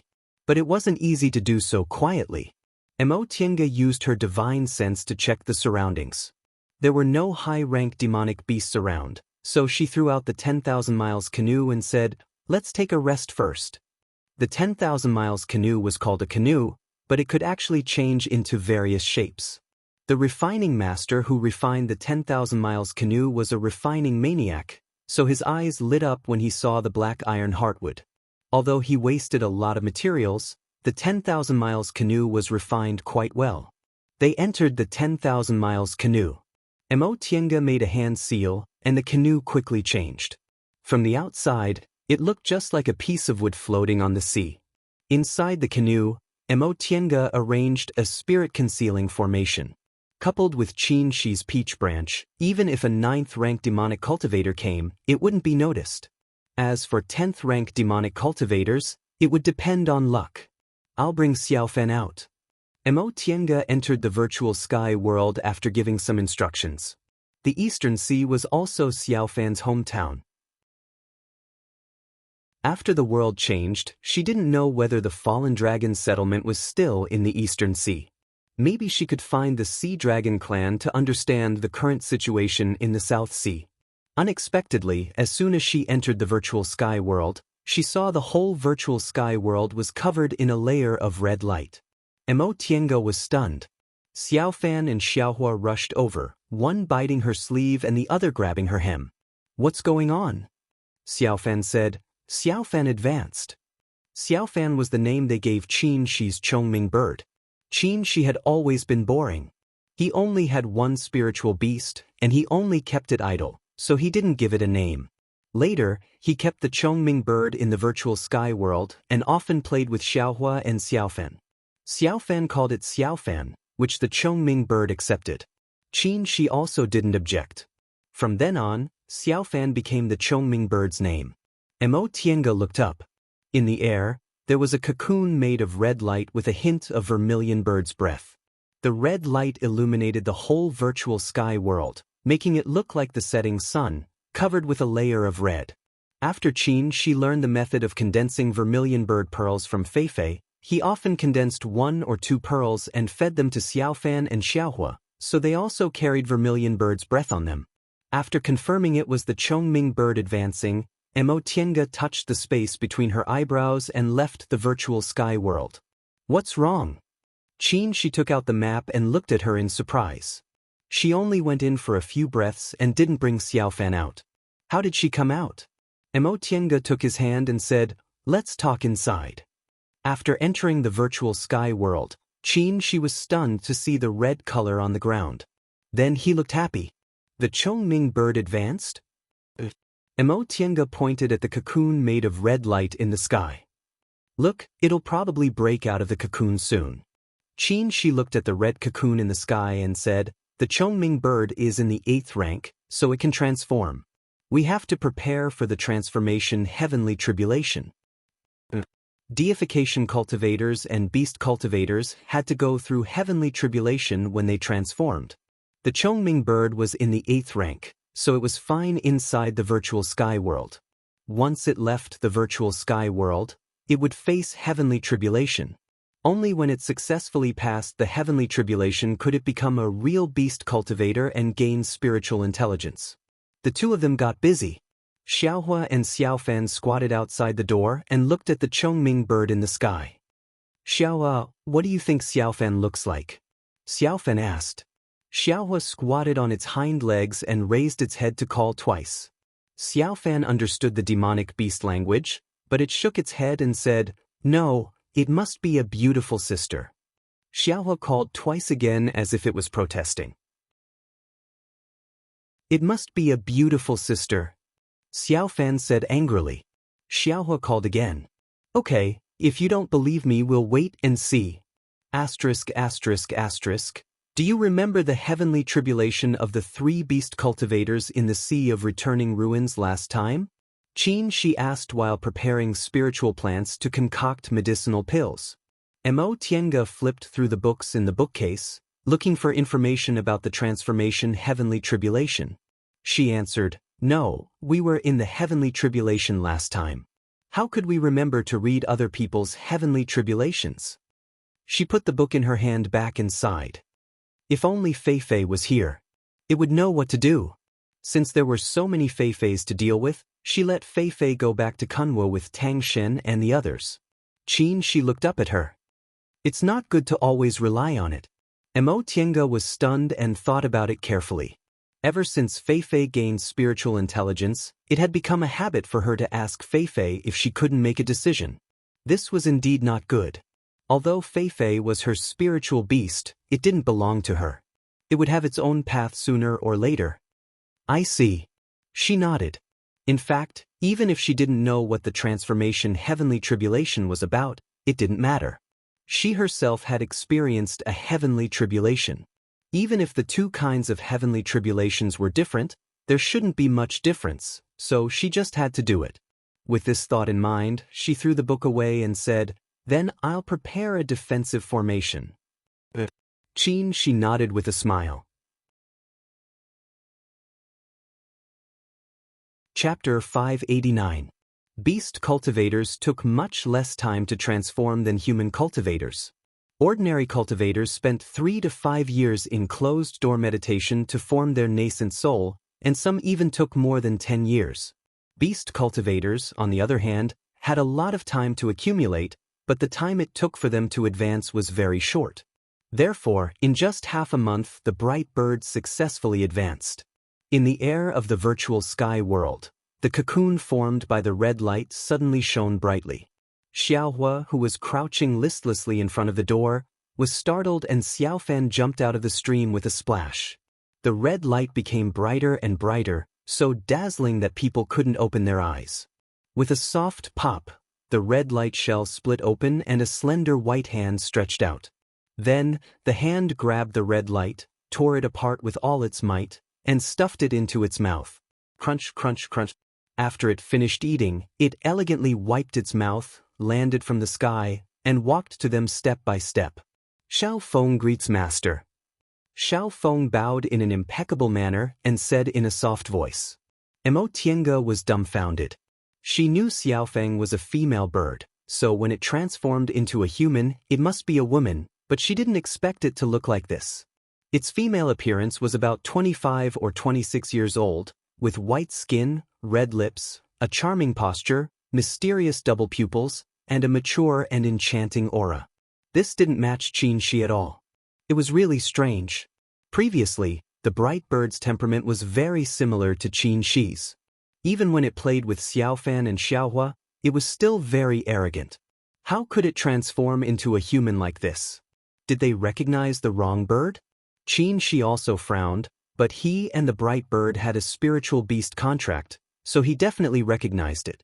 Beautiful sister, it's beautiful sister. Xiaofan was the first to shout. Xiaohua snorted, muttered a few words in beast language, and turned its head. Mo Tiange saw Xiaofeng, who was smiling gently and enchanting a moment ago, suddenly had a fierce look in her eyes. She turned her head and waved her red sleeve. An overbearing vermilion bird's flame rushed out and swept Xiaohua 10 feet away. Xiaohua was dizzy from the fall. It turned its head and met Xiaofeng's eyes. It shivered and lowered its head. Xiaofeng smiled with satisfaction. The vermilion bird's flame reappeared and rolled Xiaohua back into her hand. She gently stroked Xiaohua's fur and said, "Be good, big sister will naturally treat you well, understand?" Xiaohua curled up in his arms and made a sound of grievance. Xiao Feng tossed Xiaohua aside and smiled charmingly again. "Greetings, master." Qin Shi cleared his throat and said, "Get ready. We're going out to cross the transformation tribulation." "Yes, master." Mo Tiange stared at Xiaofeng, who had subdued Xiaohua, and asked, "Why does Xiaofeng look like this?" Qin Shi shrugged and said, "How would I know? You are its master, and you don't know?" Xianxia said, Xiaofeng isn't like Xiaofan and the others. Before it transformed, its spiritual intelligence wasn't high, so it didn't communicate much with me. Besides, I'm either in seclusion or outside. I often leave it in the Spirit Beast Institute, and the days we spend together can be counted on one hand. Although the bright bird was also a unique species from the distant past era, he only fed it ordinary spiritual beast pills and didn't have a place like the virtual sky world to raise it, so its spiritual intelligence was only ordinary. In addition, he didn't have much contact with them, so naturally, he didn't know. From this point of view, he really wasn't a qualified master. Of course, Immortal wasn't qualified to criticize him. She herself was almost the same. It was just that she had the virtual sky world, so they spent more time together, and the medicinal pills she ate were of a higher level. Immortal looked outside. Xiaofeng was playing with Xiaohua and Xiaofan. Although it was a bit fierce, it was very patient. She just didn't know whether it would submit or not. Thinking of this, a thought emerged in her mind. If Fei Fei came back, between it and Xiaofeng, who would subdue whom? She finished concocting medicinal pills and was refining some simple magic weapons to resist the heavenly tribulation.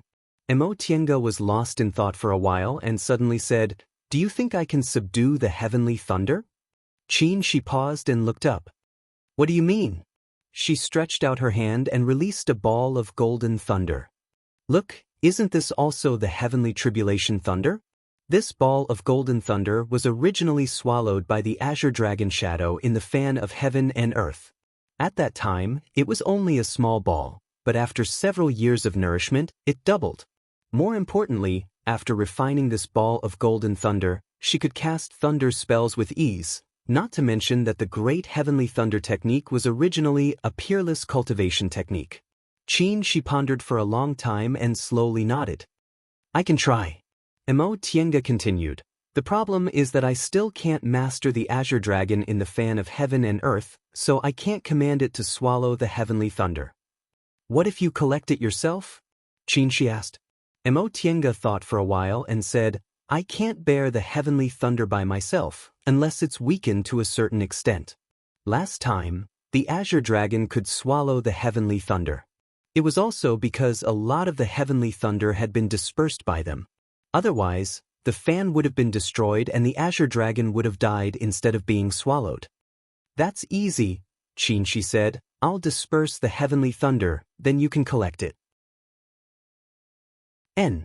The two of them discussed for a while about how to collect the heavenly thunder. They had to pay special attention to one thing. If the power of the heavenly tribulation was comparable to the nascent soul heavenly tribulation last time, they could only prioritize saving their own lives and forget about collecting the heavenly thunder. However, this was unlikely. The reason why Immortal had the nascent soul heavenly tribulation was because the cultivation technique she practiced was special, so her strength was far beyond that of ordinary cultivators. As for Little Phoenix, it had always been no different from ordinary spiritual beasts. It just absorbed a small amount of Xianxia's vermilion bird's breath when it advanced. In addition, this was the Eastern Sea, which was only a few thousand miles away from Bishuan Court.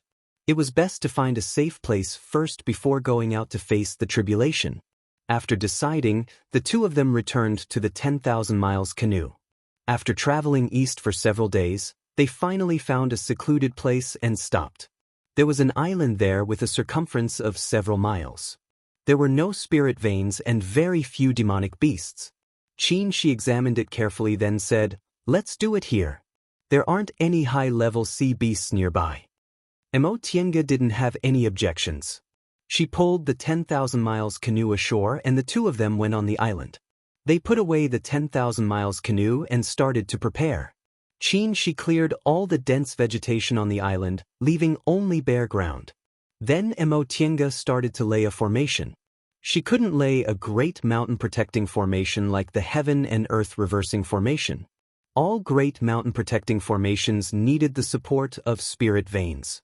Without spirit veins, there wouldn't be a great mountain protecting formation. However, she could lay a simplified version.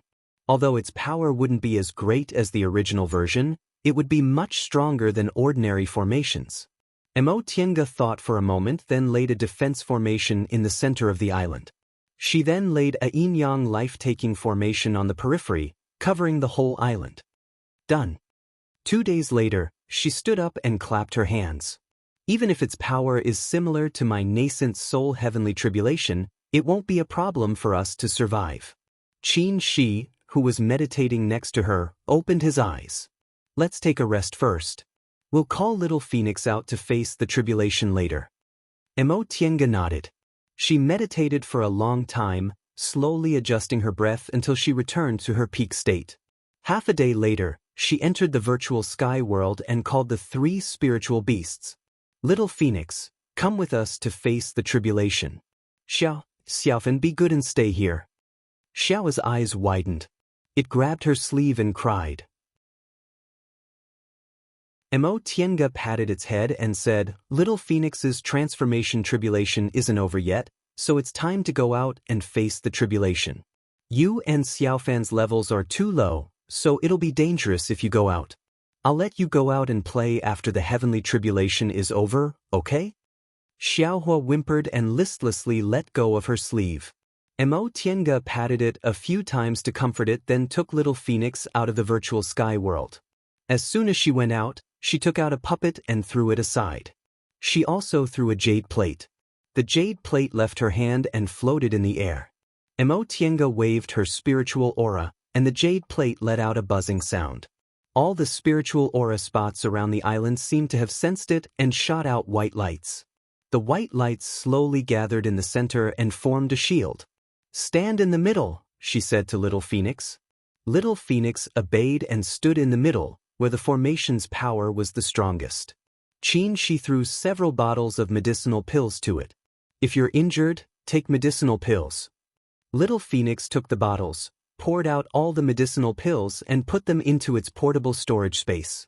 It then transformed back into its original form. After advancing to the 8th rank, Little Phoenix's body doubled in size. Its body was as bald as a chicken and was only covered with a thin layer of feathers, making it look a bit ugly. However, its tail feathers were as gorgeous as a phoenix's. The sky was clear and boundless a moment ago, but as soon as Little Phoenix came out, the dark clouds seemed to have sensed its power and gathered at a speed visible to the naked eye. In the blink of an eye, dark clouds covered the sky, lightning flashed, and thunder rumbled. The surroundings were dusky, and the wind whistled. If it was an ordinary demonic beast cultivator who cultivated to the transformation realm, they would have to go through countless tribulations and fights, and the possibility of passing the tribulation was very high. However, after Little Phoenix recognized its master, it was either in the spiritual beast pouch or in the spiritual beast yard. It didn't experience any fights at all. Letting it go through the tribulation by itself was simply courting death. After about 7 minutes, the pitch-black tribulation clouds finished gathering. The rumbling of thunder in the surroundings continued to ring, becoming louder and louder. Among the tribulation clouds, the heavenly thunder was brewing. Lightning flashed and thunder rumbled, causing the demonic beasts nearby to flee one after another. They had an innate intuition, so they knew danger was coming. However, their speed couldn't compare to the speed of the heavenly thunder. They had just swam for a while when the heavenly thunder fell from the tribulation clouds. Boom! The thick heavenly thunder fell, shining with white light, making the surroundings pale. Mo Tiange threw a red silk umbrella and flew above Little Phoenix. The heavenly thunder had already fallen. The red silk umbrella shook, and under the power of the heavenly thunder, it turned into smoke. This red silk umbrella was a spoil of war from a fight of magical powers. Its material was ordinary, and its power was also ordinary. Even if it was smashed into ashes by the heavenly thunder, it wouldn't feel distressed. The red silk umbrella blocked the heavenly thunder. When the heavenly thunder fell on the protective formation, its power was greatly reduced. Mo Tiange waved the heaven and earth fan and pulled it over. The second heavenly thunder fell, and its power was slightly stronger. Under Qin Shi's sword, it was split in half. Mo Tiange took a little of it and let Little Phoenix take the other half. With the protection of the defensive formation, Little Phoenix only swayed a little, but it still took a medicinal pill and stuffed it into its mouth. After the 2 heavenly thunder, the tribulation clouds surged, brewing the 3rd heavenly thunder. Taking advantage of this gap, Xianxia said, "Its power is much weaker than yours." They easily withstood the 2 heavenly thunder just now, which was about half the power of her nascent soul heavenly tribulation. They would definitely survive this heavenly tribulation. Sure enough, the 3rd, the 4th, every heavenly tribulation was weaker than hers, and its color only changed from white to blue. Only the last heavenly tribulation was purple. In fact, in general, the last heavenly tribulation for beast cultivators' transformation tribulation was purple. Golden lightning rarely appeared. It's finally over. After the 9th heavenly tribulation, Immortal breathed a sigh of relief. This heavenly tribulation was much better than hers, but her spiritual aura was still depleted. She fell to the ground and was about to meditate to recover her spiritual aura when she suddenly heard little Phoenix shouting in surprise, "There's more! There's still a heavenly tribulation."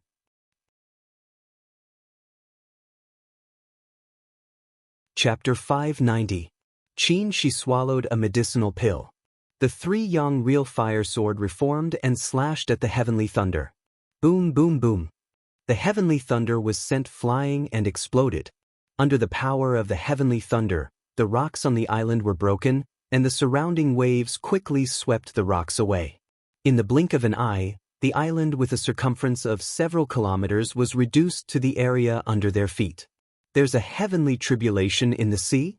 Immortal looked up and saw that the tribulation clouds didn't disperse and were getting thicker. What's going on? Wasn't heavenly tribulation supposed to have 9 tribulations? After the 9th tribulation, the clouds should disperse. How could it? She didn't have time to think. The heavenly thunder among the tribulation clouds revealed its ferocious head and flashed faintly with golden light. Golden thunder. Immortal turned to look at little Feng in the center of the formation. It was also shocked. Strange. Did little Feng have something beyond its level? Otherwise, based on its regular cultivation experience, there was nothing special about it except for the vermilion bird's breath qin she gave it. However, the vermilion bird's breath qin she gave it was only a little bit, not enough to change its nature. She didn't have time to think. The golden thunder drew a golden border on the tribulation clouds. This golden border flashed faintly and became brighter and brighter. "Tinga." Xianxia's voice came to her ears. "Puppet." Immortal nodded at him. The heavenly thunder finished brewing and finally struck down. Xianxia flew into the air. The tens of thousands of sword lights of the 3 young real fire sword merged into one, forming a huge red sword of light that slashed at the golden heavenly thunder. The sound of the sword of light was covered by the thunder. The red light cleaved the heavenly thunder. Half of it corroded the heavenly thunder with the sword of light and finally dissipated, but the other half was still striking at little Feng. Although it was also a heavenly tribulation of golden thunder, it was much less powerful than Immortal's nascent soul tribulation. This sword only consumed most of the vermilion bird's flame, not to the point where it lost all its spiritual aura. As soon as the sword of light dissipated, the puppet went to meet it, its white robe fluttering in the wind. This white robe was the Daoist robe of a high-level cultivator from Ice Palace. She didn't know what it was made of, but it was extremely flexible and had amazing defense. She also had a Daoist robe like this, which was of a higher level than the puppet's robe. After obtaining this Daoist robe, she didn't want to wear it.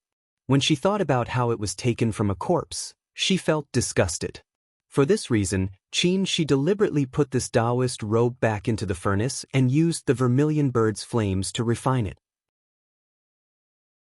The golden lightning struck the puppet's body.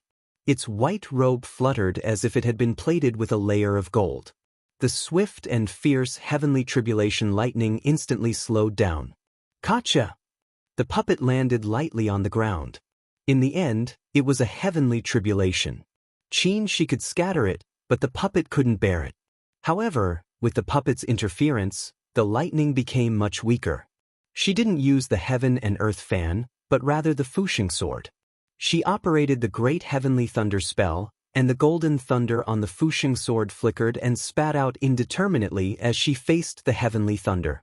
The moment it came into contact with the Fuxing sword, the heavenly lightning seemed to be attracted to it.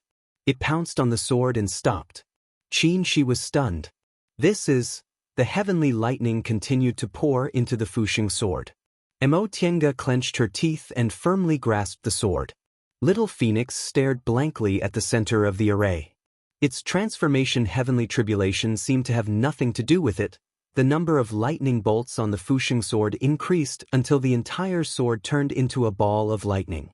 However, the lightning still didn't stop. The waves were monstrous and rushed towards them. Unfortunately, an array had already been set up here. When the waves crashed into the array, they only struggled for a moment before disappearing. The Fuxing sword absorbed the thunder, and the 3 Yang real fire swords slashed horizontally. Only less than 1/10 of the heavenly thunder was left, and little Feng had to bear it. Even so, little Phoenix did not dare to be careless. With a clear cry, a bloody mist appeared around her, and her entire body was bathed in flames. These flames were not pure vermilion bird flames. However, the bright bird's bloodline was noble, and the vermilion bird's flames had been purified. Now, the level of these flames was extremely high, and they could even contend against the heavenly lightning. Little Feng did not dodge the lightning. The flames on her body burned even more intensely.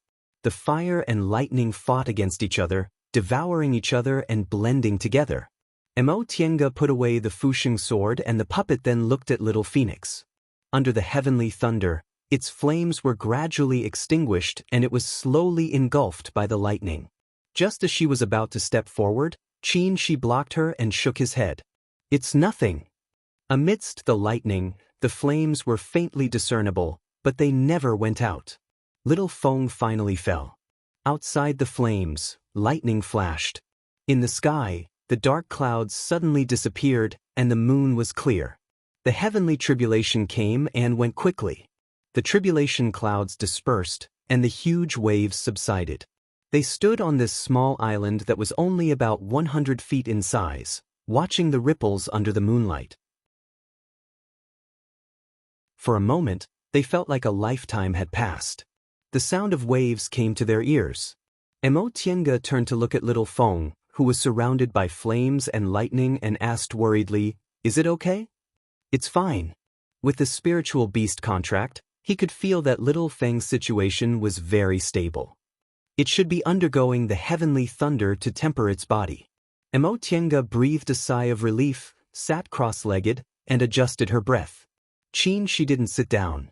Although they were protected by the formation and the demonic beasts around them were scared away by the heavenly tribulation, the Eastern Sea was now the territory of the demonic cultivators in the South Sea. The heavenly tribulation's movement was not small, so it was better to be careful. The sound of the wind was particularly clear at night. He stood on the edge of the island. The waves rose and fell under his feet, glimmering under the moonlight. It was just nightfall, but it was completely dark. Places with pure scenery always seemed particularly small and lonely, such as the snowfield or the sea, especially when it was nighttime. Xianxia realized this, so he immediately calmed down and opened his eyes only when his mind was clear. He turned to look at little Feng, who was steadily absorbing the heavenly thunder to temper its body. Not far away, Tiange was sitting cross-legged with her eyes closed, her body shrouded in a misty white light. She was in the vast sea, surrounded by seawater, which made her feel like time and space were blurred. He listened to the sound of waves, felt the sound of the wind in his ears, and looked up at the boundless sea. There seemed to be a flash of light in the corner of his eyes, and he became vigilant. The 3 Yang real fire sword turned into a red light and rushed over there at lightning speed. When little Feng was undergoing the tribulation here, the demonic beasts either hid far away or died under the heavenly tribulation. Now that the heavenly tribulation was over, demonic beasts must be taking advantage of it. Demonic cultivators who had just undergone the heavenly tribulation were at their weakest. The red light flashed, and a powerful spiritual aura pressure suddenly burst out. The same red light turned into a circle and wrapped around the 3 Yang real fire sword, sending it back. Xianxia was stunned. This aura clearly belonged to an early-stage nascent soul human cultivator. That person was about to escape, but Xianxia shook his arm, and the 3-yang real fire sword came out again. This time, it was full of power. The 3-yang real fire sword arrived. Under the light of the vermilion bird's flames, a frightened face was reflected. Xianxia was surprised when he vaguely saw the person's appearance. He used his spiritual aura and withdrew the 3-yang real fire sword. Tiange finished adjusting her breath, opened her eyes, and stood up. She asked curiously, "What's going on?" Xianxia didn't answer. He looked at the place where the cultivator was hiding and said loudly, "Fairy Fengqing, please come and have a chat." That person didn't move for a long time, so Xianxia said again in a deep voice, "Fairy, we're fated to meet here. Why don't we meet calmly?" Under the moonlight, ripples appeared on the seashore. A person on a red lotus flew over. This person was Daoist's Fairy Fengqing. At this moment, the moonlight was cold, the seawater was rippling, her red clothes fluttered, and she stood on a red lotus. If it weren't for her gloomy expression, she would have looked as elegant as a fairy and picturesque. Upon arriving at this island, Fairy Fengqing saluted with a complicated expression. "Fellow Daoists, your spiritual beasts are crossing their tribulations here. Fengqing thought you were a demonic cultivator from the sea and wanted to take advantage of you. I'm really sorry for offending you." Her tone was polite, but her expression was still arrogant. Xianxia didn't care at all. He smiled and saluted back. "Fairy, you left a month ago. I thought you'd already returned to Tiandao sect, but I didn't expect to meet you here. We're really fated." Fairy Fengqing sensed the probing intention in his words, so she said faintly, "I won't hide it from you. Fengqing received some news before, so I came here to look for treasures." The three of them fell into a strange silence after Fairy Fengqing finished speaking. Now that the world was in chaos, Fairy Fengqing left Bishuan Court and should have returned to Tiandao sect long ago, but now she appeared in the depths of the Eastern Sea. They guessed she was probably looking for treasures or something, but they didn't expect she'd admit it so straightforwardly. As for Fairy Fengqing, her gaze was now wandering. She knew she couldn't hide it since they happened to meet here, so she admitted it. However, she was still worried, afraid these two people would take a share of the loot. She was only in the early stage of the nascent soul realm, so her cultivation level was ordinary. These two people were two of the most outstanding geniuses in the history of the celestial pole. She was on par with Qingwei, but she couldn't defeat Qin Shoujing, who was in the middle stage of the nascent soul realm. Seeing that the two of them were silent, Fairy Fengqing asked, "May I know why fellow Daoists are here? The demonic cultivators in the Eastern Sea are coming aggressively. Why aren't you two at Bishuan Court?" Xianxia smiled bitterly. "Fairy, you don't know. The demonic cultivators have reinforcements. Now that Bishuan Court's great mountain protecting formation has been broken, we escaped." Fairy Fengqing raised her eyebrows. "Both of you need to escape?" The smile on Xianxia's face became even more bitter. "That's almost 30 demonic cultivators, including 2 10th-rank demonic cultivators." Fairy Fengqing was stunned. So many demonic cultivators were dispatched. "Yes, Fairy, if you don't want to go back to Kunwo for the time being, you'd better be careful. The Eastern Sea is now the territory of demonic cultivators." Fairy Fengqing pondered for a moment, then raised her hand to salute him. "Thank you for telling me, fellow Daoist. That being the case, I'll take my leave first." Xianxia took a step back. "Fairy, please." Seeing that they didn't want to snatch her fated chance, Fairy Fengqing felt a bit relieved. She nodded at them, then a red lotus rose under her feet and she floated away from the island until she disappeared. Xianxia's smile disappeared. He stared at the place where Fairy Fengqing disappeared in silence for a long time before he said to Tiange, "Let's follow her and take a look." Tiange said, "You don't believe her?" Xianxia shook his head. "I believe her, but only half of it. The treasure she's looking for might not be as calm as she appears." "All right." Tiange thought for a moment. "She came to the Eastern Sea because of Bishuan Court. The so-called treasure hunt is probably related to Bishuan Court, so I should take a look. She walked to the center of the island, took little Feng into the virtual sky world, settled it in the spiritual beast house, and told Xiaohua and Xiaofan not to disturb it. Let's go. She didn't have time to recover his spiritual aura, so he swallowed a restorative panacea, then summoned his flying cloud. He concealed his aura, then carefully followed behind Fairy Fengqing.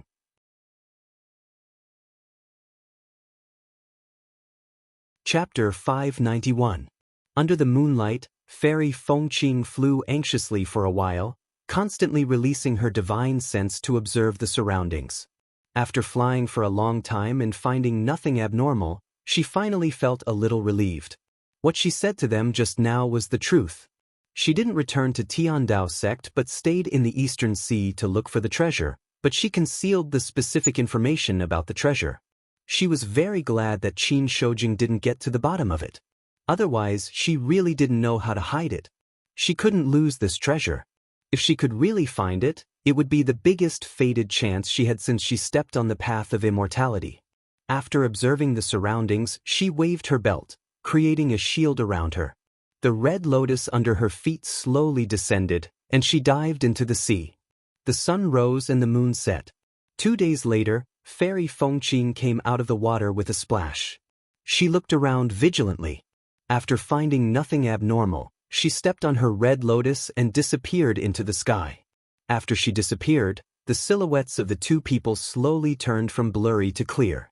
She looked in the direction Fairy Fengqing flew and said, "She's deliberately setting up a diversion." Tienge frowned slightly. "Does she know we're following her?" "I don't think so," she said. Caution and suspicion are common characteristics of nascent soul cultivators. Fairy Fengqing has also been a nascent soul cultivator for many years, so it's not strange for her to do so. Tienge paused and said, "Speaking of which, this Fairy Fengqing also advanced to the nascent soul realm when she was 300 years old, so she's only 700 years old now. She's very similar to Senior Martial Sister Miaoyi, but she doesn't seem to be as famous as Senior Martial Sister Miaoyi. Cultivators in the Celestial Pole rarely mention her." She said, "There's a reason for this. We all know that Tiandao sect only accepts disciples based on their aptitude, regardless of their character. It's not a taboo for their disciples to practice devil arts, but many people who practice devil arts are very cruel, so Tiandao sect has a lot of gossip. Although this fellow Daoist Fengqing's primary cultivation method isn't a devil cultivation method, she once cultivated some unorthodox cultivation method. As a result, her temperament is a bit strange. To put it nicely, she abhors evil, but to put it bluntly, she kills people like flies. Several hundred years ago, she often traveled outside. As long as she felt unhappy, she would always be merciless. The cultivators that died in her hands numbered in the hundreds, if not 1,000. Because of that, the cultivators of the Celestial Pole gave her the name Rakshasa. After learning about this, her temperament became even more irritable. If she heard someone talking about the female Rakshasa, she would definitely turn hostile and ruthless. From then on, no one dared to talk about her. As time passed, the matters of the past were also forgotten. After I formed my gold core, I didn't hear anything about her traveling outside. All these years, she's been painstakingly cultivating inside the sect. Outsiders only know Fairy Fengqing's name, but they don't know the truth. Upon hearing that, Tienge frowned and said, "Master often said that on the path to the great Tao, one's disposition comes first. Why is it that I often see cultivators who don't cultivate their disposition?" This Fengqing fairy was actually able to cultivate to the nascent soul stage. She shook his head. "You misunderstood. It's not that they don't cultivate their minds." "What do you mean?" Tienge was confused. She stared at her and asked, "Do you remember Professor Han from Yunzhong?" Professor Han was naturally Han Shizhi from Yu Mountain Academy. Tienge nodded. "I remember. Why are you talking about him?" She said, "You should know that although Professor Han's cultivation level isn't obvious, he has a unique understanding of scriptures. He's only in the core formation realm, but he can become a professor precisely because he's unconventional and talented." He paused for a moment. When he saw Mo Tiange nod, he continued to say, "In our opinion, he's ruthless and selfish. He doesn't restrain his desires and doesn't cultivate his disposition, but he can create his own mental cultivation technique. Do you know why?" Mo Tiange said slowly, "I've also thought about this question, but I haven't figured it out yet." Xianxia smiled and said slowly, "What I think is that he found his own Tao." Mo Tiange was stunned. She raised her head and stared at him. Since he can create his own mental cultivation technique, it means he already understands the scriptures and has his own understanding. Since he has his own understanding but he doesn't practice the cultivation techniques of his predecessors, it's clear that he doesn't use the predecessors' Tao as his Tao. He found his own Tao. Mo Tiange listened and pondered silently. Over the past 100 years, she had traveled to many places and met many people, but none of them could make her as puzzled as Han Shiji. As Xianxia said, Han Shiji was ruthless and stubborn. The so-called cultivation of disposition was nonsense to him. To put it bluntly, he wasn't a good person. However, such a bad person was a genius Confucian cultivator. He was only in the core formation realm, but he already became a professor at Yu Mountain Academy. He was highly regarded and even got the approval of the Confucian school's sacred object. It was only a matter of time before he advanced to the nascent soul realm.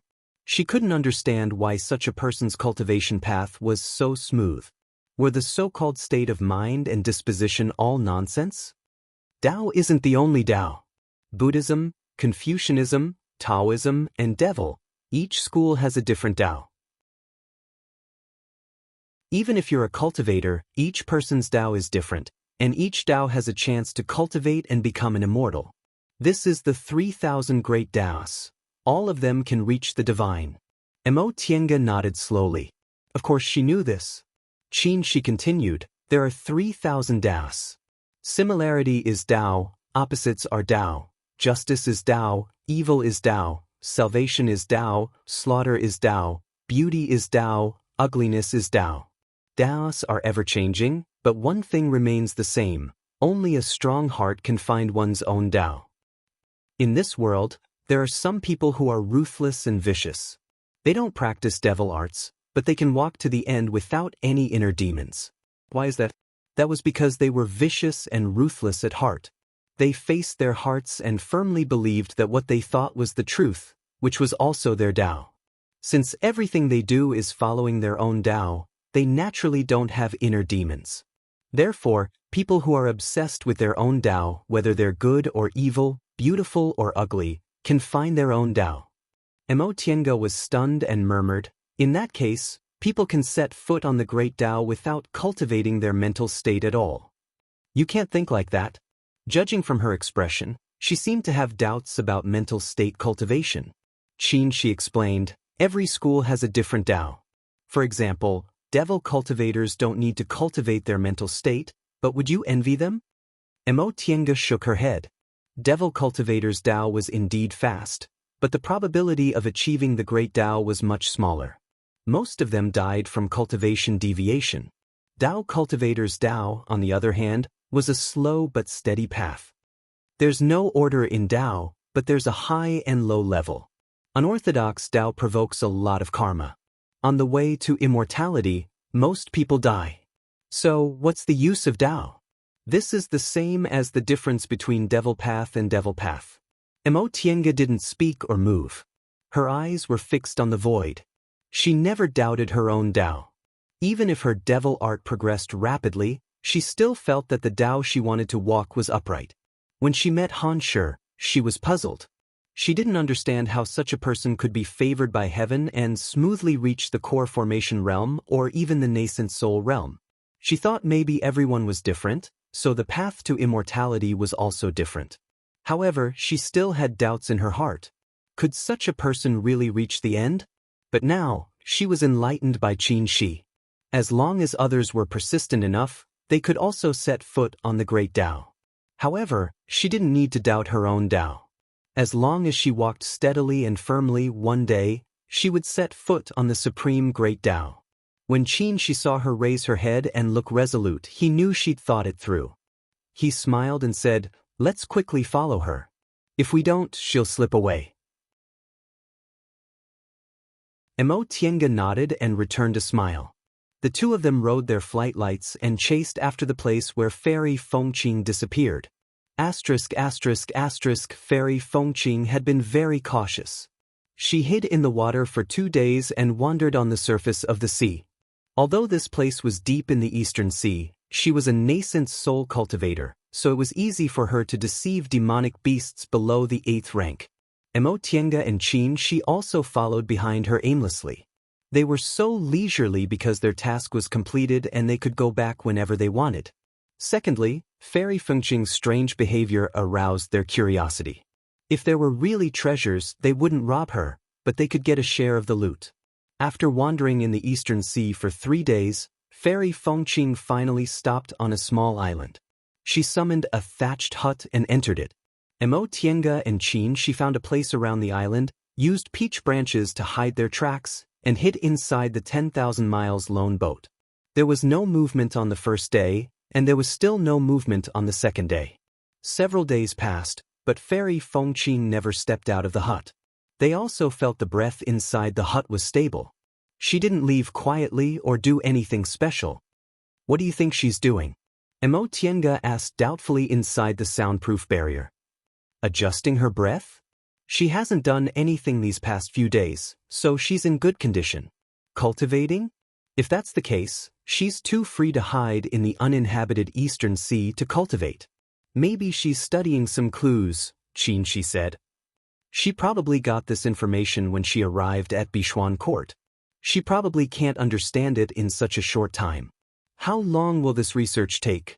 Mo Tiange had a headache. 3 to 5 days is fine, but what about a month or 2? In any case, we have nothing to do. We can wait even if it's a year or 2. Qin Shi was very calm. They'd already sent the disciples of the Immortal Alliance back to Kunwu, so they could go back anytime. If they went back later, they could take fewer tasks. All right. Mo Tiange thought about it. It didn't matter if they didn't go back for the time being. Although they were a bit short on manpower, it wasn't to the point where they couldn't do without the two of them. Xianxia School's Great Mountain Protecting Formation was fully activated, so it was very safe. Her master and several senior martial brothers and sisters were also not in danger. Fairy Fengqing didn't move, but little Feng woke up first. After going through the transformation heavenly tribulation and being reshaped by heavenly thunder, the spiritual aura all over its body was condensed, and its spiritual aura pressure was heavy. The trace of Vermilion Bird's breath became purer and guarded its dantian. Qin Shi entered the virtual sky world to test his moves with it and was very satisfied. Now, Little Feng's strength was equivalent to that of a nascent soul cultivator, so he could take it out to fight. In addition to himself, they also had a nascent soul puppet and an 8th rank bright bird. Even if they encountered a cultivator in the late nascent soul stage, they could still fight.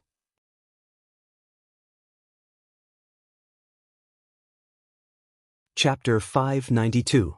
What's she waiting for? Mo Tiange sat cross-legged in the cultivation room, meditating with her eyes closed. She didn't understand Fairy Fengqing's temperament, but she knew the thoughts of nascent soul cultivators. Although they had a lifespan of 1,000 years, they yearned for immortality and didn't want to waste any time. Fairy Fengqing had led them in a big circle, so she must have probed enough. She must have a purpose for staying here. Was she waiting for someone? That shouldn't be the case. They were in the depths of the Eastern Sea, and the great war between humans and demons was still going on. Who would come to the depths of the Eastern Sea to meet her? Or was it a demonic cultivator? Or was she waiting for a fated chance? Outside the cultivation room, Little Feng's voice came. Xiaohua and Xiaofan were playing. These two guys didn't know what to do and sometimes destroyed the bamboo forest or the medicinal field. Now that Little Feng was here, Little Feng would shout at them to stop. Among her 3 spiritual beasts, Xiaohua was naughty, Xiaofan was naive, and Feifei was arrogant. None of them could take care of the virtual sky world for her, so Little Feng's appearance filled this gap. Little Feng was steady, polite, and strong. Whether it was Xiaohua or Xiaofan, they were all obedient to her. She was indeed the best choice to be the housekeeper. However, she didn't know who would subdue whom when Feifei came back. After thinking for a while, she shook her head and stood up to call Little Feng. I'll leave this place to you. Little Feng's double pupils flashed with red light. Madam, are you going out? Little Feng bowed and said, Madam, I'll go with you. This is the Eastern Sea, where demonic cultivators run amok. I'll talk to them if I encounter them. Tiange thought Little Feng's words were reasonable, so she said, okay. After leaving the virtual sky world, She was adjusting his breath in the 10,000 miles lone boat. He opened his eyes when he sensed their breaths. How is it? Tiange asked while casting a spell to peep at Fairy Fengqing. She said, still nothing. There was a breath-concealing formation set up in the cottage, so they could only sense Fairy Fengqing's breath. It was calm and stable, so she should be meditating. I don't think she's studying clues. If they were researching clues, they should have been hiding near Bishuan Court. If they hid here, it'd be troublesome if they attracted beast cultivators. Besides, it's been a while since she left Bishuan Court. She only found this place now, so she should have finished studying it by now. What you said makes sense. She nodded. Tiange continued to say, she found this place after some time and stayed here for almost 10 days. She still didn't seem to have any intention of leaving, so she must have been waiting for something. You're right, she said while contemplating. There are only 3 things we need to wait for: a person, an object, or something. Tiange answered, exactly. These were the 3 things she was waiting for. Whether it's a human or a demonic cultivator, something appears, or something happens. She nodded, then shook his head. Unfortunately, we're not familiar with this place. Otherwise, we'd be able to analyze some information. Yes. Tiange shrugged. We still have no choice but to wait. The 2 of them were silent for a moment. Suddenly, a voice came from behind. Master, madam, why don't we let Xiaofeng test it out? The 2 of them turned around and saw Xiaofeng wearing a smile on her face. She looked quite confident, so she asked, how are we going to test her? Xiaofeng said, I'll pretend to be a demonic cultivator from the Eastern Sea and talk to her. Tiange's eyes brightened. Yes, why didn't I think of that? She then frowned and asked, she saw you when you were going through your tribulation. Will she recognize you? Xiaofeng was full of confidence. My aura is very different after I go through my tribulation. If I don't show my true form, she won't recognize me. She agreed. That's a good idea. Then Xiaofeng will go. She nodded. You have to be careful. Fairy Fengqing has advanced to the nascent soul realm for hundreds of years. You're not her match. Yes, Xiaofeng understands. Xiaofeng quietly got off the 10,000 miles lone boat and flew thousands of miles away before she showed her figure and flew towards this place. The powerful aura of an 8th-rank demonic cultivator appeared. Fairy Fengqing, who was in the thatched cottage, finally couldn't sit still. The curtain was lifted, and she looked to the east with a worried expression. Before long, Xiaofeng rode a red cloud and floated to this small island. She stared at Fairy Fengqing fiercely. Why did you come to the Eastern Sea? One was in the 8th rank, and the other was in the early stage of the nascent soul realm. Their strength was about the same, but this was the Eastern Sea. As a demonic cultivator, Xiaofeng could be a bit stronger. Fairy Fengqing sighed inwardly when she saw that Xiaofeng easily discovered her existence. Her breath-concealing technique wasn't very good. She could deal with low-rank demonic beasts, but it was hard to hide from demonic cultivators above the 8th rank. In an instant, countless thoughts flashed through Fairy Fengqing's mind. In the end, she cupped her hands and politely said, Fellow Daoist, I'm a cultivator from Kunwu. My Daoist name is Miaoyi. I came to the Eastern Sea to look for fated chances. Xiaofeng was slightly stunned, then she looked angry. Come here to look for fated chances? Do you want to kill demonic cultivators in the Eastern Sea? Fairy Fengqing said faintly, the human race and the demon race have always been enemies. Now is the time of war, so why should I take the risk to come here to kill demonic cultivators? That's hard to say. Xiaofeng sneered. Maybe you never thought you'd run into demonic cultivators here. After all, this place isn't the deepest part of the Eastern Sea. Fairy Fengqing's eyes flashed and she said, "You're looking for trouble on purpose, aren't you? You can ask the sea clans nearby whether I killed demonic cultivators or not, but you're presumptuously guessing my thoughts and trying to pin a crime on me." "So what if I did?" Hostility appeared on Xiaofeng's face. A gorgeous, fiery red feather appeared in her palm. With a flick of her finger, the feather suddenly grew bigger and floated in the air. The human race and the demon race have always been enemies. Even if you didn't go deep into the Eastern Sea to kill demonic cultivators, you went there to look for treasures. The Eastern Sea is the territory of us demonic cultivators. How can you come and go so easily? After a demonic cultivator transformed, he would refine a part of his body into a magic weapon, which was equivalent to a cultivator's natal magic weapon. Xiaofeng's natal magic weapon was its feather. This feather gathered all the vermilion bird's breath on its body and was tempered by heavenly thunder, so its power was extraordinary. Fairy Fengqing's expression changed slightly. She didn't expect this demonic cultivator to fight without any hesitation. She wasn't afraid of fighting with it, but its magic weapon didn't look weak. If they fought, it might attract more powerful demonic cultivators. After pondering for a while, she cupped her hands and said, "Fellow Daoist, you're too impatient. We're not low-level cultivators. What's the point of fighting?" Xiaofeng remained calm and collected. "What are you trying to say?" Fairy Fengqing said, "Humans and demons are different, but fated chances aren't." Xiaofeng looked at her suspiciously. "Are you still willing to give up your fated chance?" Fairy Fengqing said, "Of course not. The fated chance of human cultivators might not be useful to demonic cultivators. However, I can tell you something. For demonic cultivators, it's also a fated chance." Xiaofeng sneered. "I don't dare to believe a human cultivator's words." Then she waved her hand, and the tail feather floating in the air shone brightly. It was wrapped in a ball of flame, and it stabbed toward Fairy Fengqing. Fairy Fengqing was shocked. With her nascent soul cultivation, she wasn't afraid of Xiaofeng. She was shocked by the aura emitted by Xiaofeng's natal magic weapon. This phoenix feather was condensed with the pure breath of the vermilion bird. After the heavenly tribulation, Xiaofeng told them that the reason why there was a 10th tribulation for its transformation was that its bloodline had changed. The bright bird was originally a descendant of the phoenix, and it was of the same race as the vermilion bird. However, after breeding for so long, the bloodline of the phoenix had become very faint. When it transformed, the breath of the vermilion bird purified its bloodline, making it a real divine beast. Divine beasts shouldn't exist in this world.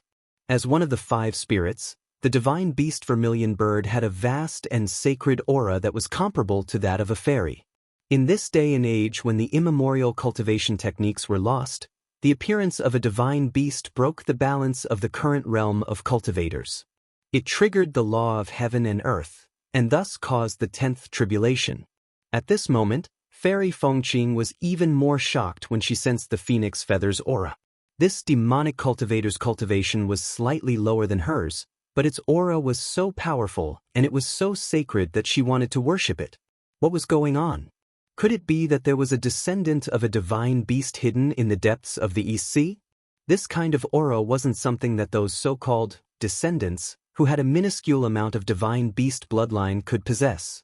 As she thought about this, the phoenix feather arrived in front of her in the blink of an eye, shining with an extremely bright light.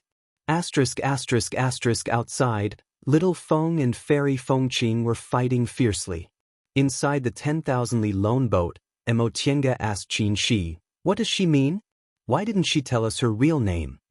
Xianxia said, "She's probably looking for a very big fated chance, so she doesn't want people to know her real name. Otherwise, once it gets out, her situation will be very worrying." "But she told us Senior Marshal Sister Miaoi's name," Immortal said angrily, looking very displeased. Xianxia shook his head helplessly. This Fairy Fengqing is about the same age as Senior Marshal Sister Miaoi, but Senior Marshal Sister Miaoi's aptitude is outstanding, she's popular, and her realm advancement is much faster than Senior Marshal Sister Miaoi's. In the past, Fairy Fengqing didn't seem to care, but now, I'm afraid she has resentment in her heart. If she didn't want to leave her name, she could have used an alias like Tienge, but Fairy Fengqing didn't. She deliberately told them Lord Daoist Miaoi's name. They wouldn't believe it if they said it was unintentional. Outside the longhouse, Little Feng and Fairy Fengqing were fighting back and forth. The spiritual aura was turbulent, causing raging waves and surging clouds. Fairy Fengqing cultivated the fire lotus technique, while Little Feng was a divine beast with fire attributes. The two of them fought on the sea, so their strength was weakened. Although Fairy Fengqing's methods were brilliant, Little Feng's vermilion bird flame was of a higher level, so she couldn't do anything to it for a while. However, the commotion here had already caused the sea beasts to hide. If this dragged on for a while, higher-level beast cultivators would probably come. While Fairy Fengqing was thinking about this, Red Lotus blocked the phoenix feather and shouted, "Fellow Daoist, it's not easy for the beast race to cultivate. Do you really want to hurt both of us?" Little Feng's figure came to a halt. Fairy Fengqing took the opportunity to say, "Fellow Daoist, you must have advanced to the 8th rank not long ago, right? Although our realms are the same, our strengths are different. If I make up my mind, it won't be difficult for me to injure you." Hearing those words, Xiao Feng revealed a hesitant expression. "Although we're not from the same clan, we don't have any deep hatred. Why do we have to fight to the death?" After a while, Little Feng finally waved her hand and took back her phoenix feather. Fairy Fengqing heaved a sigh of relief and also called back her red lotus. "How should I address you, fellow Daoist?" Fairy Fengqing asked. Little Feng said, "I'm a descendant of the phoenix. You can call me Lord Phoenix." Fellow Daoist Lord Phoenix. Fairy Fengqing felt strange. Her name was Fengqing, but this beast cultivator called her Lord Phoenix. Why did it sound like he was taking advantage of her? Little Feng cast a sidelong glance at her. "Fellow Daoist, although I'm not strong enough to fight with you, it won't be difficult for me to escape. As for you, if you're besieged by beast cultivators, not only will your plan be in vain, but you'll also lose your life if you're not careful." It put on a fake smile. "Do the benefits you just mentioned still count?" Fengqing felt helpless and said, "Of course."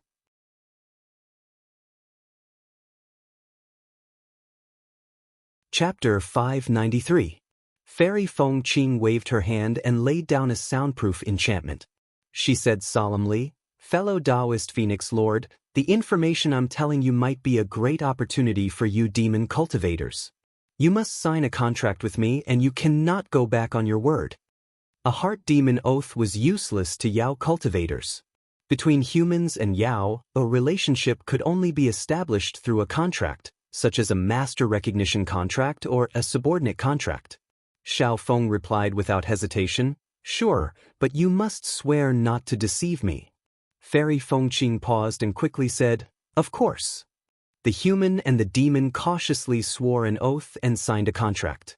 Fairy Fengqing was in a passive position, so she took the initiative to make a heart demon oath. "I, Xianxia School's cultivator Miaoi, swear by my heart demon that as long as fellow Daoist Phoenix Lord abides by her promise, I'll tell her about a fated chance or treasure without any deception. If I violate this oath, my cultivation will no longer be able to advance. I will be haunted by my inner demons and I will die." Fairy Fengqing then looked at Xiaofeng. "Fellow Daoist, I've already made a heart demon oath.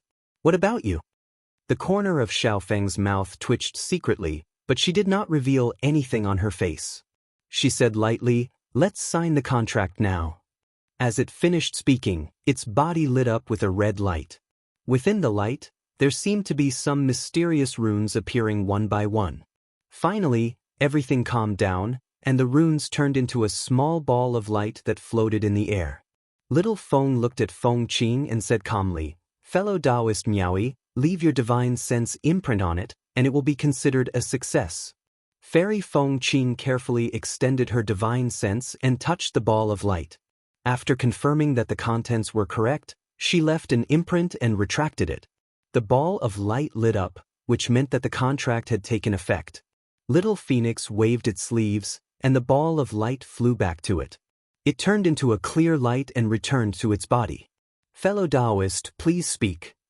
Fairy Fengqing's eyes flickered, and she said in a low voice, since fellow Daoist Phoenix is a demon cultivator of East Sea, do you know anything unusual about this place? Xiaofeng's expression did not change. She shook her head and said, I'm not a monster cultivator from the Eastern Sea, and this is not the location of my Immortal's cave, so I don't know. Fairy Fengqing didn't suspect anything. She paused for a moment and began to slowly explain the reason. It all started from a month ago. The beast cultivators invaded and the Eastern Sea region was in a state of emergency. Bichuan Court lost a lot of disciples, but in the end, they barely managed to block the beast cultivators with the power of the Great Mountain Protecting Formation. They then went to Tiandao sect to ask for help. At that time, Tiandao sect only had 2 nascent soul cultivators. Lu Dequan was in charge of Tiandao sect's Great Mountain Protecting Formation, so Fairy Fengqing went to the Eastern Sea to guard Bichuan Court and block the breach in the sect's defense created by the beast cultivators. After Fairy Fengqing arrived at Bichuan Court, she managed to stabilize the situation very quickly. Fairy Fengqing was a nascent soul cultivator, so Bichuan Court, whose highest cultivation level was only in the core formation realm, didn't dare to slight her in the slightest. Aside from the 7th floor of the Dao Achieving Pagoda, all of Bichuan Court's important places were open to Fairy Fengqing. Tang Shen even offered her a bunch of valuable gifts to thank her for her help. In this batch of gifts, Fairy Fengqing found an item, a gray transparent stone. This stone didn't have any spiritual energy, but it had a mysterious calming power that could stabilize one's mind. There were many methods to calm one's mind in the cultivation world, such as formations, talismans, and medicinal pills. All of them had finished products that could calm one's mind. Some people even refined magic weapons, magic tools, and so on that could calm one's mind. These things naturally weren't as important as things used in fights of magical power, but they were still indispensable. Most people had 1 or 2 of them. Treasures that naturally calmed one's mind were mostly made of special materials, so they contained natural formations. These kinds of formations might have been discovered or hadn't been discovered yet. If they hadn't been discovered yet, they were incomparably valuable. Among the various kinds of naturally calming treasures circulating in the market, most of them had already been thoroughly studied, so their value was average. This stone Bichuan Court offered was the latter type. Fairy Fengqing discovered that this object was made of a special material. Even with her knowledge as a nascent soul cultivator, she couldn't recognize it. It contained a mysterious natural formation that was complex and exquisite. It seemed to contain some kind of wonderful sacred aura. She knew she'd encountered a real treasure. If this object was returned to the sect and the sect's formation master extracted its formation, it would be of great benefit to the sect. She never expected that this small Bichuan Court, which couldn't even be considered a medium-sized cultivation group in Kunwu, would actually have such a treasure. It seemed the Eastern Sea wasn't as barren as Kunwu cultivators thought. Fairy Fengqing asked about this object's origin, but no one in Bichuan Court knew about it. It was Ing Genie who found a record for her. This object belonged to the 10th generation head elder of Bichuan Court. After the elder passed away, he offered all his possessions to the sect, so this object became a collection in the sect's storeroom. Fairy Fengqing obtained the letter from the 10th generation head elder from Ing Genie and found some vague records in it. When the 10th generation head elder was young, in order to find a fated chance to form her gold core, he went deep into the Eastern Sea to look for beast cores that could help him form his gold core. She searched the Eastern Sea for more than half a year and encountered countless dangers. Along the way, she once found an abnormality in a sea area and picked up this gray stone. After that, she only used it to calm her mind when she cultivated and didn't pay much attention to it. However, Fairy Fengqing found something that moved her in the few sentences about the abnormalities recorded in the book. On the surface of the sea on the side of the island, there was a faint glow. I followed the light and went to the bottom of the sea. I saw a gray stone hidden in a rock with a faint glow. The head elder put the object away and examined it carefully. She found something strange about the surroundings. There seemed to be faint spiritual aura fluctuations. After searching for a long time, she found several damaged magic weapons. Fairy Fengqing said, "This person's cultivation level is low and her knowledge is shallow. As soon as I saw those damaged magic weapons, I knew they were left by a deification cultivator, but she thought they were left by a predecessor of the sect." Xiaofeng looked indifferent. "What does that have to do with me? What use are human cultivators' belongings to us beast cultivators?" Fairy Fengqing stretched out her hand, holding a gray, slightly transparent stone between her fingers.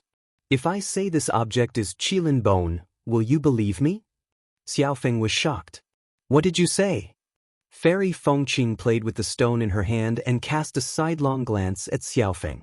"In Kunwu, there's a spiritual beast sect that specializes in beast taming techniques. The mount of their founder is said to be a qilin." Xiaofeng said without hesitation, "That's impossible. Divine beasts have long disappeared. At most, it's a spiritual beast with qilin blood, just like me." "Probably." Fairy Fengqing didn't want to argue with her and continued to say, "After tens of thousands of years, even if beast cultivators have a long lifespan, that qilin should have passed away. After it passed away, spiritual beast sect refined its bones into a magic weapon called the qilin cauldron. I was fortunate enough to see it. Previously, I always felt its aura was familiar, but later, I remembered it was very similar to the qilin cauldron's aura, and it was a bit pure." Xiaofeng's eyes flashed. "Could it be that you're willing to give this qilin bone as a gift?" Fairy Fengqing shook her head. "Of course not. I told you, it's a piece of news." She continued to say, "During those days, I looked through Bishuan Court's ancient records and inquired about some legends about the Eastern Sea. Basically, I'm sure a qilin once appeared in the sea." Xiaofeng frowned. "Are you sure it was a real qilin and not just a spiritual beast with the shape of a qilin but a thin bloodline?" Fairy Fengqing said, "It's just my speculation." Xiaofeng was silent, but her thoughts were flying. Did a qilin really appear here? Did this qilin leave behind a bloodline? If divine beasts still existed in this world, after a long time, she said, "Fellow Daoist, although this piece of news is shocking, it doesn't have much value. The Eastern Sea is so big. Where can we find it?" Fairy Fengqing said, "How could it not have any value? You're a beast cultivator, so you can inquire about this from the sea beasts here. Moreover, why did this qilin bone appear here, and why is there a beast cultivator's magic weapon nearby? It's most likely a cultivator fought with a qilin here, and that qilin was injured." Xiaofeng couldn't help but feel tempted. If a deification cultivator fought with a qilin here, that qilin most likely died here. Fellow Daoist Phoenix Master, is this piece of news valuable? Fairy Fengqing saw that she was moved, so she smiled and asked. Xiaofeng collected her thoughts and said seriously, "If that's the case, then it's still valuable." It raised its eyebrows and said, "What value does it have to you? If you want a qilin, then we're opponents." Fairy Fengqing said indifferently, "I'm naturally more interested in deification cultivators. A qilin might have died here, and so might a deification cultivator. If we can obtain a deification cultivator's relic, it'll be a great opportunity for us nascent soul cultivators." "If that's the case, why didn't you go look for it, but stayed here instead?"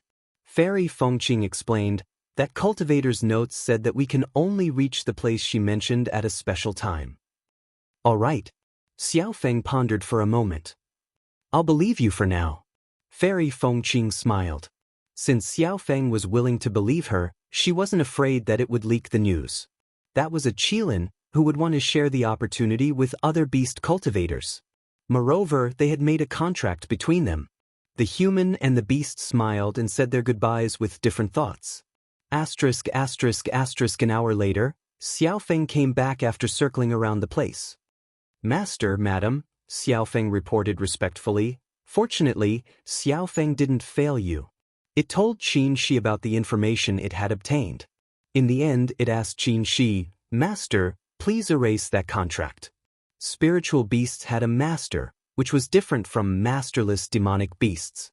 With a subordinate contract, other contracts were much less effective. Qin Shi was its master, so he could erase any contract that conflicted with it. After erasing the contract, Xianxia said, Xiaofeng's contract can be erased. Fairy Fengqing also made an oath in senior martial sister Miaoyi's name, so any contract or heart demon oath they made would be in vain. Mo Tiange smiled and said, Xiaofeng didn't tell the truth. How much of Fengqing's words are true? Xianxia said, the hardest thing to distinguish between lies and lies is that they're half true. In my opinion, the background of what Fengqing said is mostly true, but the details are false. Mo Tiange was confused. You mean there might be a Qilin, but it's not like what Fengqing said? Probably. Once Fairy Fengqing returned to the house, Xianxia said, at least we know why she stayed here.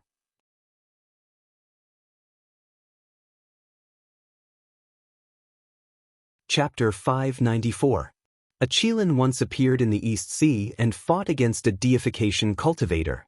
Several damaged magic weapons and a piece of Qilin bone were found at the bottom of the sea as proof of that battle. Whether what Fairy Fengqing said was true or not, there must be something to gain from it. That was why she risked being discovered by the beast cultivators and went deep into the East Sea. If it was really a Qilin, it was a temptation they couldn't resist. Over the years, they encountered the Azure Dragon, Vermilion Bird, and White Tiger temples. The power of these three spirits was obtained by Xianxia, Mo Tiange, and Feifei respectively. They also knew the location of the Black Tortoise Temple. The only thing they lacked was the Qilin. Mo Tiange had a hunch that gathering the power of the five spirits would be a great harvest. They originally planned to go to the Black Tortoise Temple to look for clues about the Qilin.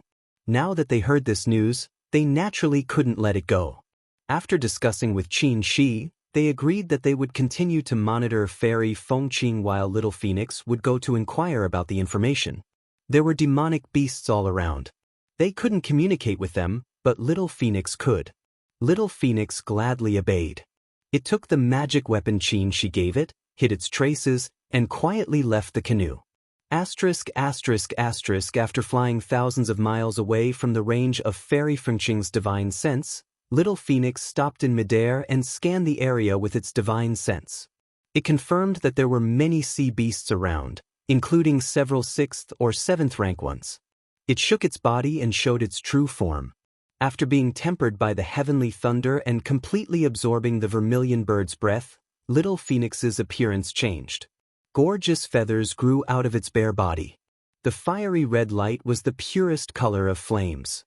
There were countless tiny flames burning on its feathers, making it look like a phoenix made of flames. Little Phoenix raised its head and let out a phoenix cry, spreading in all directions with endless power. Whoosh whoosh. Along with Little Phoenix's cry, waves appeared on the calm sea. Many sea beasts panicked at first, then gathered together, and finally swam upstream one after another, popping their heads out of the sea. Seeing Little Phoenix, they were first shocked, then horrified, and finally worshipped it. For demonic beasts, bloodline was their most essential characteristic. There were differences between demonic beasts with high and low cultivation levels, and there were even more differences between demonic beasts with low and noble bloodlines. Noble bloodlines meant a high starting point, fast progress, superior aptitude, and early spiritual wisdom. It was very difficult for a small fish with the lowest bloodline to become a demonic beast, but the noblest 5 spirits were born with 5th or 6th rank cultivation levels. Worship of bloodlines was deeply engraved in demonic beasts' blood. Even if their cultivation levels were higher, they wouldn't dare to fight against low-level demonic beasts with noble bloodlines. But now, a phoenix had appeared in front of these sea beasts whose bloodline was neither too low nor too high. Its beautiful figure, pure aura, and powerful aura all brought them a deep shock. The level 6 killer whale unconsciously let go of the jellyfish, and the bloody jellyfish fell from its mouth, falling into the sea. Dragon, Yang Sea. Killer whale of the Sioux, brother tiger, a giant clam floated towards it. What is this? Mythological beast. This is a mythological beast. A seal raised its head and roared in beast language, attracting several 6th and 7th rank sea beasts to swim towards it. Dragon? Phoenix dragon? Such a powerful aura. If it's not a divine beast, then what is it? The seal was convinced. It swam forward and bowed its huge head to Xiaofeng. Honorable divine monarch, leopard star of the seal clan greets you. Xiaofeng lowered her gaze and proudly nodded her head, but she did not even make a sound. At such a close distance, the seal felt an even greater pressure. It hadn't reached the 8th rank yet, so its spiritual intelligence wasn't high. Moreover, as a demonic beast, it relied on its instincts to act. It already believed without a doubt that Xiaofeng was a genuine mythological beast. My lord. Under the pressure, Seal braced himself and said, ever since the world changed, the divine lords have all ascended to the spiritual realm. Did my lord descend from the spiritual realm? Xiaofeng snorted softly and said, I am the descendant of the divine monarch, and I have stayed in the human world. The seal recalled that not long ago, when the world changed, the East Sea and the South Sea were connected. Then, wasn't the South Sea's monarch the Qilin clan? Although the divine beasts had long passed away, those descendants with impure bloodlines did not have the qualifications to ascend to the spiritual realm. They could only stay in the human world. Unless one day, they broke through the shackles of their bloodline and were reborn, only then would they have the possibility of ascending to the spiritual realm. However, after millions of years, the bloodline of the divine beasts had become thinner and thinner. It was difficult for these descendants of the divine beasts to even maintain the appearance of the divine beasts, let alone purify their bloodline and become true divine beasts. Thinking of this, the seal admired this divine monarch even more. Under such circumstances, he could actually cultivate the pure aura of a divine beast and evolve his bloodline into a true divine beast. This divine monarch was really amazing. The seal was in awe and said respectfully, My lord is truly a role model for my Yao clan. Leopard Star admires you greatly. Why did you come here? If you have any instructions, Leopard Star will die 10,000 times. A hint of a smile appeared in Xiaofeng's eyes. She said, You're a smart one. The seal put its short forelimbs together and made a saluting gesture. Sir Divine Monarch is from the Phoenix clan, which is very different from my water clan. You must have come to my eastern sea for something important. Leopard Star understands. Xiaofeng was very satisfied. She said, If that's the case, help me do something. If it's done, you won't be lacking in benefits. The seal readily agreed. Please instruct me, my lord. Xiaofeng said, About 3,000 miles east of here, there's a small island. Do you know if there's anything unusual around the small island? Small island? The seal thought for a while and asked, What kind of unusual do you mean, my lord? Xiaofeng said, On certain days, there will be unusual phenomena, or perhaps, strange things will appear. She paused and continued, By the way, ask around if there are any legends nearby. The older the better, the more magical the better. The seal plucked up her courage and said, My lord, this will take some time. Why don't you come to my cave and rest for a few days? Xiaofeng said lightly, I'm a phoenix of the fire clan. I can't be compatible with your water clan, so I won't enter the sea. Once you're done, just come here directly. Leopard Star obeys. The seal accepted the order and left. The surrounding sea beasts who let go of the opportunity because of hesitation were wringing their hands. Whether this person was a real divine monarch or not, his 8th rank cultivation base and the aura of a divine beast were not fake. Even if water and fire couldn't be compatible, if he leaked some benefits, it would be a great opportunity for them. They let Leopard Star take advantage of them for nothing. These sea beasts were reluctant, but they didn't dare to offend him, so they lingered around and didn't leave. Xiaofeng swept her gaze and said in a deep voice, You juniors, there's no need to linger here. If you have any news about what I just said, you can also come here. The sea beasts were overjoyed. A bold one swam forward and timidly said, Sir Divine Monarch, this little beast has something to say, ***** under the pressure of the divine beast. It only took 2 days for Xiaofeng to inquire about a lot of news. She eliminated the useless ones and recorded the ones that might be relevant. Then she planned to go back. Unexpectedly, when she was about to leave, she suddenly felt a few powerful auras flying towards her. 8th rank and above monster cultivators. Xiaofeng's heart skipped a beat. She felt that there were 10th rank monster cultivators among these auras. She wasn't an ordinary monster cultivator, but a cultivator's spiritual beast. In a situation where humans and monsters couldn't coexist, it was really unwise to appear in front of other monster cultivators. But it was too late to escape now. The highest cultivation base of the monster cultivators flying towards her was 10th rank. She was just 8th rank, so she definitely couldn't escape. Hide her aura? That wouldn't work either. She had already been seen by these sea beasts. Under the suppression of her cultivation base, she couldn't hide from the 10th rank monster cultivators. Those auras were getting closer and flying towards her. Xiaofeng made up her mind and made a decision. Since she couldn't escape, she might as well face them directly to avoid bringing trouble to her master. With that thought in mind, Xiaofeng shook her body and put away the flames all over her body. She turned into a human and stepped on a burning phoenix feather, waiting for the arrival of those monster cultivators. Soon, a conveyance light appeared in the sky. It was mostly blue and white, accompanied by a powerful aura, and instantly appeared in front of her.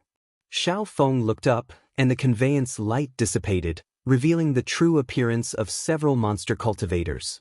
The leading monster cultivator was 8th rank monster cultivator. He wore a blue robe and looked to be in his late 20s. He had a handsome face and an arrogant expression. Behind the blue-robed monster cultivator stood 6 monster cultivators of different appearances. There were 2 10th rank monster cultivators, 3 9th rank monster cultivators, and 1 8th rank monster cultivator. Xiaofeng keenly sensed that the blue-robed monster cultivator had a pure and deep aura of water and earth. Its grade was extremely high.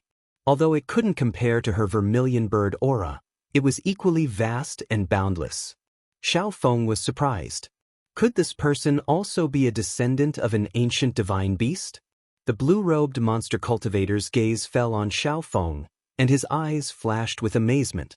Xiaofeng's human form was indeed beautiful, but what was more unique was her mysterious double pupils and the aura that seemed to be burning all over her body. She was a descendant of a divine beast. After a moment of surprise, the blue-robed monster cultivator raised his hand and said politely, "Greetings, fellow Daoist." After Xiaofeng returned the greeting, he asked, "Fellow Daoist, you should be a fire attribute monster cultivator. Why did you come to the South Sea?" Xiaofeng blinked her eyes and said, "South Sea? Isn't this the East Sea?" The blue-robed monster cultivator paused for a moment, then smiled. What fellow Daoist said isn't wrong. Not long ago, the world changed and the East Sea and the South Sea were connected, so this place is both the South Sea and the East Sea. I see. Xiaofeng looked like she suddenly understood. No wonder I felt strange coming to the East Sea this time. She paused for a moment, then looked worried. "Oh no, don't tell me," the blue-robed monster cultivator hurriedly asked. "Fellow Daoist, why did you come here? Perhaps I can be of help." Seeing that Xiaofeng was looking at him hesitantly, he raised his hand and said with a smile, "I'm Xuanri from the Qilin clan. My father is the South Sea sovereign." Xiaofeng's heart skipped a beat. Xianyue monster monarch, who besieged Bishuan court, was the South Sea second prince. This person's name was Xuanri, and he was also the son of the South Sea sovereign. Could he be the eldest prince? For a moment, countless thoughts flashed through her mind, but her expression did not change. So it's the Black Sun Monster Lord. I'm from the Phoenix race, and my title is Lord Phoenix. Fellow Daoists can just call me Xiaofeng. The monster cultivators were shocked to hear that, and the Black Sun Monster Lord took a long time to come back to his senses. He smiled extremely warmly. So it's fellow Daoist Xiaofeng. No wonder your divine beast aura is so pure. When I saw you just now, I thought you were a divine beast. He was much more sensitive than these low-level sea beasts. Although Xiaofeng's vermilion bird aura was pure, her aura was not strong enough. If she was a real divine beast, even if she was just at the 8th rank, her superior divine beast aura was enough to make the monster cultivators worship her. Xiaofeng's aura was very pure, but her aura was not much different from her father's. She should be cultivated and not a natural divine beast. Thinking of this, the Black Sun Monster Lord's heart moved. Could this fellow Daoist from the Phoenix race have some secret technique to purify her bloodline?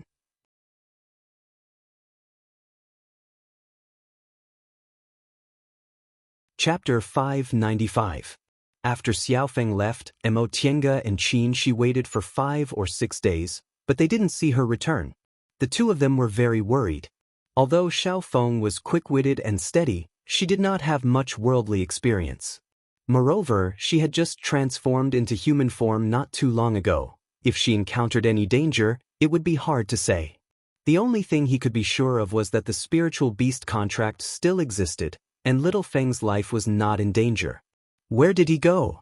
Xianxia frowned. There were no beast cultivators in the 8th rank or higher in the vicinity. Little Feng only went to inquire about the situation and would be back in a few days, so there shouldn't be any danger. But there was no news of Xiaofeng, not a single trace of her could be found in the surroundings. Don't worry, Tienge comforted her. Xiaofeng's very smart. She probably encountered some kind of problem. Xiaofeng had indeed encountered a difficult problem. She accidentally bumped into Mystic Sun Demon Lord and the others. To avoid implicating her master, she could only follow them. These demonic cultivators had come here for a certain reason, and they wouldn't be leaving anytime soon. She had to find a way to inform her master, Miss Feng. It had only been a few days, but the way he addressed her had changed from fellow Daoist Feng to Miss Feng. Xiaofeng came back to her senses and smiled apologetically at Black Sun Demon Lord. Sorry, I was distracted. No matter. The Black Sun Demon Lord's eyes hid a trace of eagerness. Is there something that Miss is worried about? Xiaofeng shook her head. Nothing. Nevertheless, Black Sun Demon Monarch was very enthusiastic. Miss Feng doesn't need to worry. If Kunwa doesn't have a place to stay, there will definitely be a place for you in my Shumisi. Cough cough. Before Little Feng could answer, a middle-aged demon cultivator not far away coughed twice and glanced over indifferently. The Black Sun Demon Lord immediately stopped talking. Xiaofeng's heart was filled with mixed feelings. This Black Sun Demonic Lord seemed to admire her. Logically speaking, she was completely unfamiliar with the demonic cultivators of the East Sea. As a fire elemental demonic cultivator, it was indeed suspicious for her to appear in the East Sea. However, the Black Sun Demonic Lord did not seem to care and was even unusually friendly with her. He even made such a promise. Wait, was Black Sun Demon Lord stopped because he promised her easily, or because he revealed something he shouldn't have? He had indeed heard a rather abrupt word just now. Shumisi. What kind of place was the Shumisi? Wasn't he the eldest prince of the South Sea? This thought flashed through Xiaofeng's mind, and in the next moment, she decided to continue probing. Although he was stopped by the elders, Black Sun Demon Lord still said affectionately, Miss Feng, I'm not joking. Xiaofeng pretended not to understand, still smiling politely. Demon Lord, Xiaofeng can't thank you enough. She could guess what the Black Sun Demon Lord was thinking. He was the prince of the Qilin clan. Among the Yao cultivators, his bloodline was incomparably noble. In this world, there were very few Yao cultivators who could match him. Even if it was a descendant of a divine beast, with a slightly thinner bloodline, they were not worthy of him. For example, her original body, the bright bird. However, now that she had obtained the aura of the vermilion bird and experienced the form transformation tribulation, she was completely different. A demonic cultivator with a bloodline similar to that of a phoenix, and even stronger than him, what was there for him to hesitate about? Xiaofeng pursed her lips and revealed a faint smile. Unfortunately, she was from the fire tribe and didn't want to live in the water. There's movement. Hearing Xianxia's low shout, Tienge's spirit was roused and she looked outside. It was the 15th day of the 8th month, the roundest night of the year. The moment the moon rose from the horizon, the seawater surged, one wave higher than the other. When the moon was in the middle of the sky, the waves were already monstrous. Under the moonlight, among the waves, a thin white line appeared around the island, forming a circle. This circle was dazzlingly white, perfectly matching the full moon in the sky. Fairy Fengqin came out of the thatched hut and showed a faint smile when she saw this white circle. She made a few hand seals, and the thatched hut shrank rapidly and was put into her sleeve. Then, with a flash of red, Fairy Fengqin jumped into the sea and disappeared. Tiange and Xianxia looked at each other, and Tiange said, "Is this what she's waiting for?" "Most likely." Xianxia stared at the white circle, frowning and thinking. "What is this thing?" Tiange said, "I think it's very likely to be a restriction." "A restriction?" Tiange pointed at the full moon in the sky. "The moon rises and the tide rises. Right now is the moment of the year when the tidal force is the strongest. This white line only appears at this moment, which means it's related to the tidal force. Fairy Fengqin once said there were faint spiritual aura fluctuations at the bottom of the sea. From what I can see, these spiritual aura fluctuations are probably caused by some hidden restriction. On the 15th day of the 8th month, the tidal force is the strongest and conflicts with this restriction, so this white line appeared. This explanation was reasonable, so Xianxia nodded. That makes sense. Under his gaze, Tiange couldn't help but smile. She continued to say, "If that's the case, then this moment is the moment when the hidden restriction is the weakest, and it's also the moment when it's the easiest to find and break." Xianxia's gaze changed. "Then should we follow her?" Tiange didn't hesitate. She made a hand seal and hit the canoe. The restriction on the canoe buzzed and dived down. The waves on the surface of the sea were turbulent, and the undercurrent was turbulent. The canoe broke through the undercurrent and dived deeper and deeper, looking for Fairy Fengqin. Xianxia turned his head and looked at the white line not far away. This white line was a white wall under the sea, going all the way to the bottom of the sea. If one looked carefully, they would see it was white because it was composed of waves.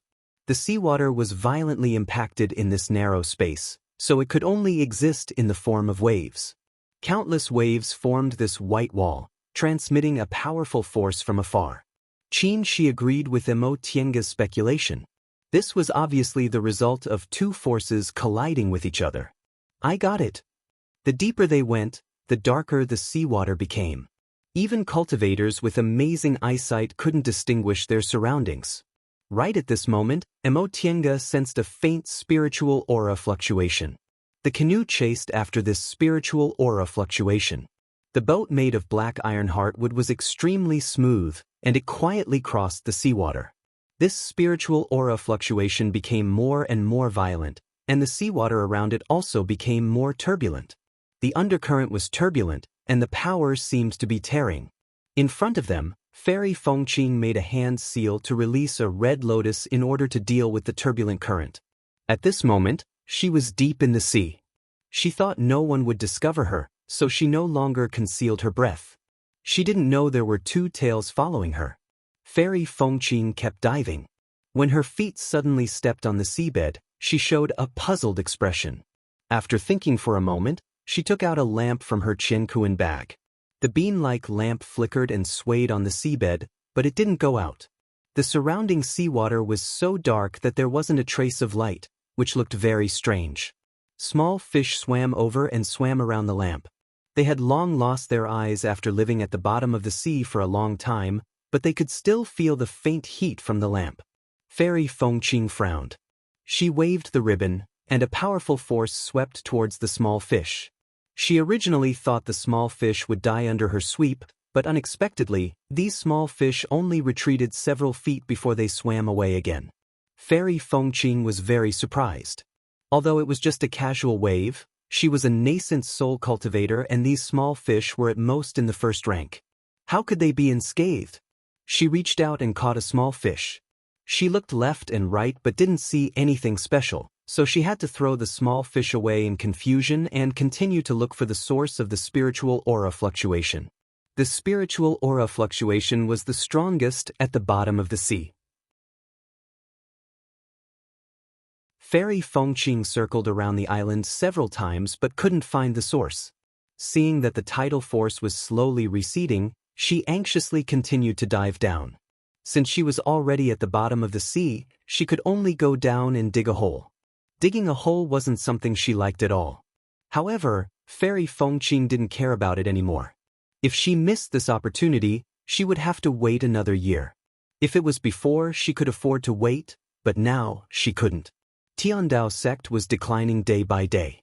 In order to protect its authority, four nascent soul cultivators were sent outside, leaving only two early-stage nascent soul cultivators, her and Lu Dequan, to guard the sect.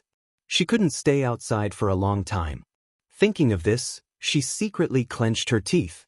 If it wasn't for Xianxia School's strong rise in the past 100 years and the emergence of many talented people, how could Tiandao sect fall into this situation?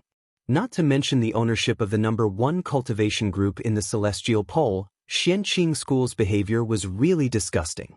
They were obviously the #1 cultivation group, but they pretended they didn't want to fight for power and only sent half of their nascent soul cultivators to participate in the battle. This half was equivalent to the number of nascent soul cultivators they sent, which was 4 each. More importantly, senior martial brother Lu repeatedly warned them that they couldn't afford to lose even one nascent soul cultivator now, so they had to put their own safety first. Among the 8 nascent soul cultivators in Xianxia School, aside from Zhenyang, Jinghe, and Huayan, the oldest was Miaoyi, who was only about 700 years old. As for Tiandao sect, the youngest was also about 700 years old. Thinking of this, Fairy Fengqing couldn't help but think. Aside from Zhenyang and Jinghe, the other 6 people were all in the early stage of the nascent soul realm except for Qin Shoujing, who was in the middle stage of the nascent soul realm. Lord Daoist Huayan was an experienced nascent soul cultivator. Although he was only in the early stage, he wasn't easy to deal with. Miaoyi advanced to the nascent soul realm earlier than her, and Xianyin advanced to the nascent soul realm almost 200 years ago. Both of them were extremely talented and stronger than ordinary cultivators. The remaining 2, Li Lingxi and Mo Qingwei, hadn't advanced to the nascent soul realm for a long time and maybe hadn't even stabilized their realms. Especially Mo Qingwei, she was too young and presumably didn't have a stable foundation. If she was careless during the battle, she sneered. Mo Qingwei was in the Eastern Sea not long ago. If she had a chance to meet her, she would. She was the youngest nascent soul cultivator in the history of the Celestial Pole. This title added a lot of glory to Xianxia School. If she died, it would be a good way to attack Xianxia School's morale. Maybe they could even take back the title of the #1 cultivation group in the Celestial Pole. Fairy Fengqing was very satisfied with her idea. She suddenly realized it would be really good if Mo Qingwei didn't exist in this world. She thought she was thinking for the sake of the sect, but she ignored the obvious jealousy in her heart. What's she thinking? Mo Tiange muttered as she looked at Fairy Fengqing. Under the faint light, Fairy Fengqing dug the ground like a fairy. While she was digging, she smiled evilly from time to time, which really didn't look like a fairy at all.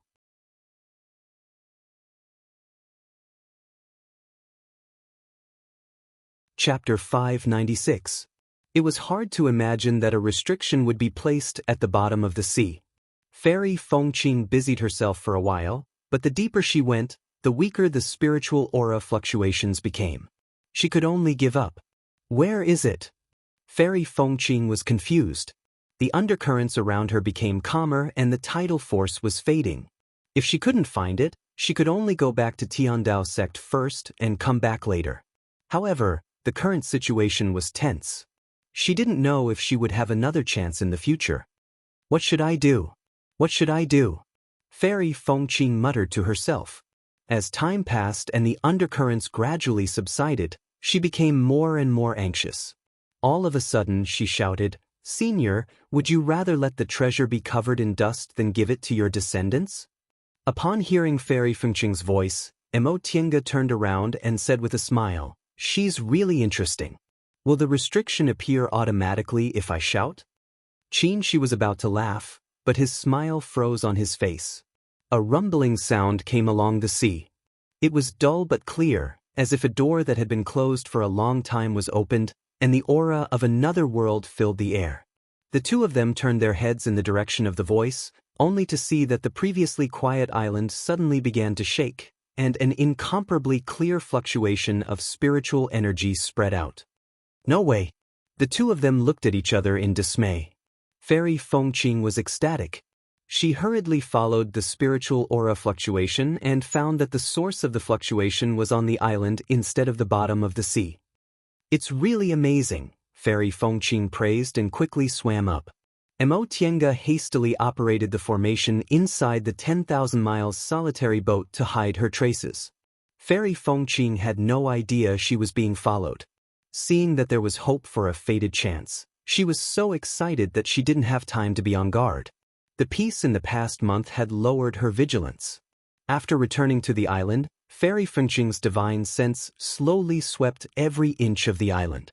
When she chose this island as her temporary residence, she checked the island several times to make sure there was nothing wrong with it. However, even a nascent soul cultivator didn't find anything abnormal on the island with a circumference of 2 or 3 miles. This senior's means were really shocking. After Fairy Fengqing came to the island, Tiange still hid the 10,000 miles solitary boat in the dark to monitor her movements. The source of the spiritual aura fluctuation was on the small island. This also caused Tiange to exclaim in admiration. It seems the rumored cultivator's cultivation level is indeed in the deification realm or above. Otherwise, how could he conceal himself so well? Aside from Fairy Fengqing, Shi and Xianxia were also there.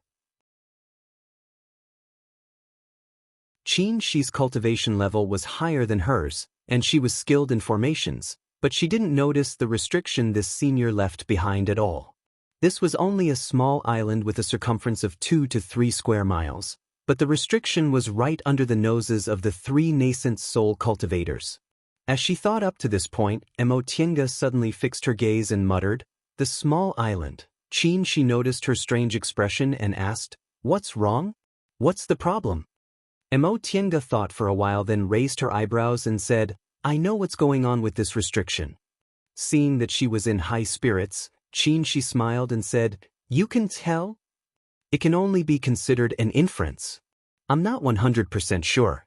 Fairy Fengqing said she obtained this information from a letter written by a previous elder of Bishuan court. This means that the discovery of the Qilin bone happened about 1,000 years ago. As for the legend of the Qilin, it can't be too late. Adding the two together, it's thousands of years. She paused for a moment, then looked at Xianxia and said, "Thousands of years have passed, and the world has changed. When I went to look for my great ancestor's estate, I saw with my own eyes that many islands disappeared or shifted positions. Especially this small island with a circumference of only a few square miles like this one. Even a slightly stronger storm could make it sink. But look at this small island. Why is it not only well preserved, but its position hasn't changed much after several thousand years?" Xianxia said, "Since that senior set a restriction here, it's not strange for this small island to be exactly the same." "That's what I'm talking about. It's impossible to set a large restriction on a small area, especially this restriction. It's practically integrated with the small island. Therefore, I speculate that this island is the restriction itself." "So what?" Xianxia was puzzled. Tiange smiled and said, "Since the whole island is a restriction, you can consider it a unique magic weapon." Xianxia's eyes lit up. He understood what she meant. "You mean, the whole island can be taken away?" Tiange nodded lightly. "In theory. For a nascent soul cultivator, it wasn't difficult to take away such a small island." Xianxia said, "Isn't that simple? If we can't crack it for now, we can take it away first." Right after he finished speaking, they heard a rumbling sound coming from the small island, followed by endless splashing sounds. The two of them turned their heads to look. They didn't know how Fairy Fengqing did it, but a pool slowly rose in the center of the small island. The pool wasn't big enough to swim and could probably only be used for bathing. The strange thing was that the whole pool was extremely clear. This small island was too small to form an independent water source. Logically speaking, a pool was also connected to the sea, so it couldn't be so clear. Fairy Fengqing stood by the pool and hesitated for a while. Suddenly, she made up her mind. She summoned her red lotus and jumped into the pool. Mo Tiange uttered an huh and said, "It seems this is the entrance." She could feel that the pool didn't have any restrictions. It was the only gap in the restrictions on the whole island. "Should we follow her?" "Let's wait first," Xianxia said. "If we get too close, we'll be discovered by her. It's not time for us to show up yet." Mo Tiange answered with an N. If they were discovered by Fairy Fengqing now, there would probably be two consequences. One was that they'd fight. The other was that Fairy Fengqing was afraid of their strength, so she feigned civility and looked for an opportunity to lead them to death. Either way, it wouldn't be good for them, so they'd better wait. After Fairy Fengqing went down, she disappeared from their divine senses. No matter how they manipulated their divine senses, they couldn't trace her whereabouts. This restriction was indeed powerful. It was no wonder it hadn't been discovered even after such a long time. The two of them waited patiently for a while, but they didn't see any movement. However, Xianxia's divine sense was suddenly touched. "Someone's coming." Xianxia frowned and added, "It should be beast cultivators. More than 1/8 rank beast cultivator or above." Mo Tiange was surprised. This isn't the territory of 8th rank beast cultivators yet. Why are there beast cultivators here? She thought for a moment and said, "Could it be beast cultivators from the South Sea?"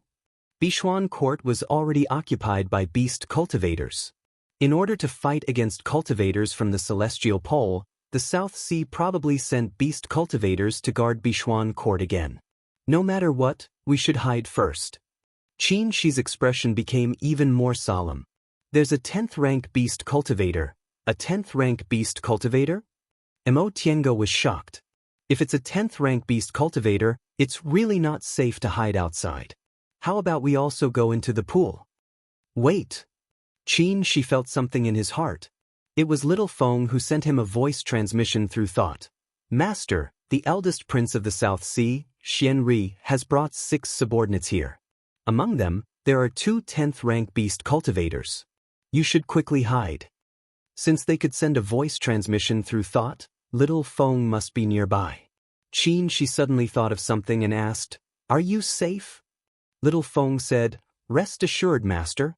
They didn't suspect me because I called myself a beast cultivator from Kunwu. It's too late. Among them, there's a beast cultivator who's good at perception. Even if you hide your breath, you can't hide from him. All right, you have to be careful. If there's a chance, think of a way to escape." She gave her a brief explanation, then said to Mo Tiange, "Let's go in." Mo Tiange nodded. She made several hand seals and hit the restrictions on the 10,000 miles canoe. A layer of light shone on the restrictions, and the canoe silently sailed towards the small island. When it fell into the pond, it didn't even cause a splash. The moment they sank into the pool, their surroundings were instantly cut off. Their divine senses, sight and hearing could no longer sense the island and the sea outside the pool. It was as if they had entered another world. Mo Tiange closed her eyes and sensed for a while. She then said with amazement, "What a wonderful restriction." It actually isolated the inside of the restriction into another world. It's similar to the art of tearing space. No, this isn't just a restriction, it's a formation. Restrictions and formations came from the same source. The only difference was that formations were visible and comprehensive, while restrictions were invisible and independent. This restriction could actually create an independent space, so it could already be considered a formation. Yes. She nodded. Judging from this formation alone, its master must be extraordinary. By the way, why did you say wait just now? She answered, "It's Xiaofeng. Xiaofeng is now with those beast cultivators. She sent us a message and told us to hide." Mo Tiange asked curiously, "Why is Xiaofeng with them?" She didn't say. However, we can roughly guess that she must have encountered beast cultivators when she went to inquire about the news that day. She had to pretend to be a beast cultivator in Kunwu and was invited to be their companion. He then said with a smile, "You definitely can't guess who she met by chance." "Who?" Mo Tiange was curious. From what he said, that beast cultivator must have some connection with them. Was it Xianyue Monster Monarch again? Xianxia said, Xiaofeng said it was Xuanri, the eldest prince of the South Sea. The eldest prince of the South Sea? Xuanri?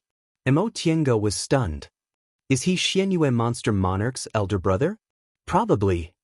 Xianxia said with a smile, this is interesting. Based on the performance of those beast cultivators, the eldest prince and the second prince didn't get along. The second prince led the army to fight, but most of the high-level beast cultivators died. Now that the eldest prince suddenly appeared, I'm afraid this battle for the throne has already spread to the Eastern Sea. Isn't this our chance? Mo Tianga's eyes brightened. If they fight, we can fish in troubled waters and go back to Kunwu. Right. Xianxia smiled. Let's wait and watch a good show. At this moment, Xianyue monster monarch was anxiously pacing back and forth in Bishuan court. Second prince. At the door, Ye's figure appeared and walked quickly towards him. Upon seeing her, Xianyue monster monarch asked hurriedly, how is it? Ye said with a cold expression, the scouts reported that the eldest prince seemed to have received some news. He left Shumi Sea a few days ago and came to the Eastern Sea. What? Xianyue monster monarch's expression changed. We haven't found any clues yet, but they're already on the move. What if they beat us to it? Second prince, don't panic. Jing Hu said in a deep voice. First, the eldest prince might be doing this to confuse us. Second, even if he really found that place, he might not succeed. We can't panic. Upon hearing what Jing Hu said, Xianyue monster monarch stood still and nodded calmly. Elder Jing is right. We lost a lot on this trip, so we must be more careful. He thought for a while, then turned to look at Dai. Elder Dai, where is the eldest prince now? Dai said indifferently, I'll send people to search the Eastern Sea.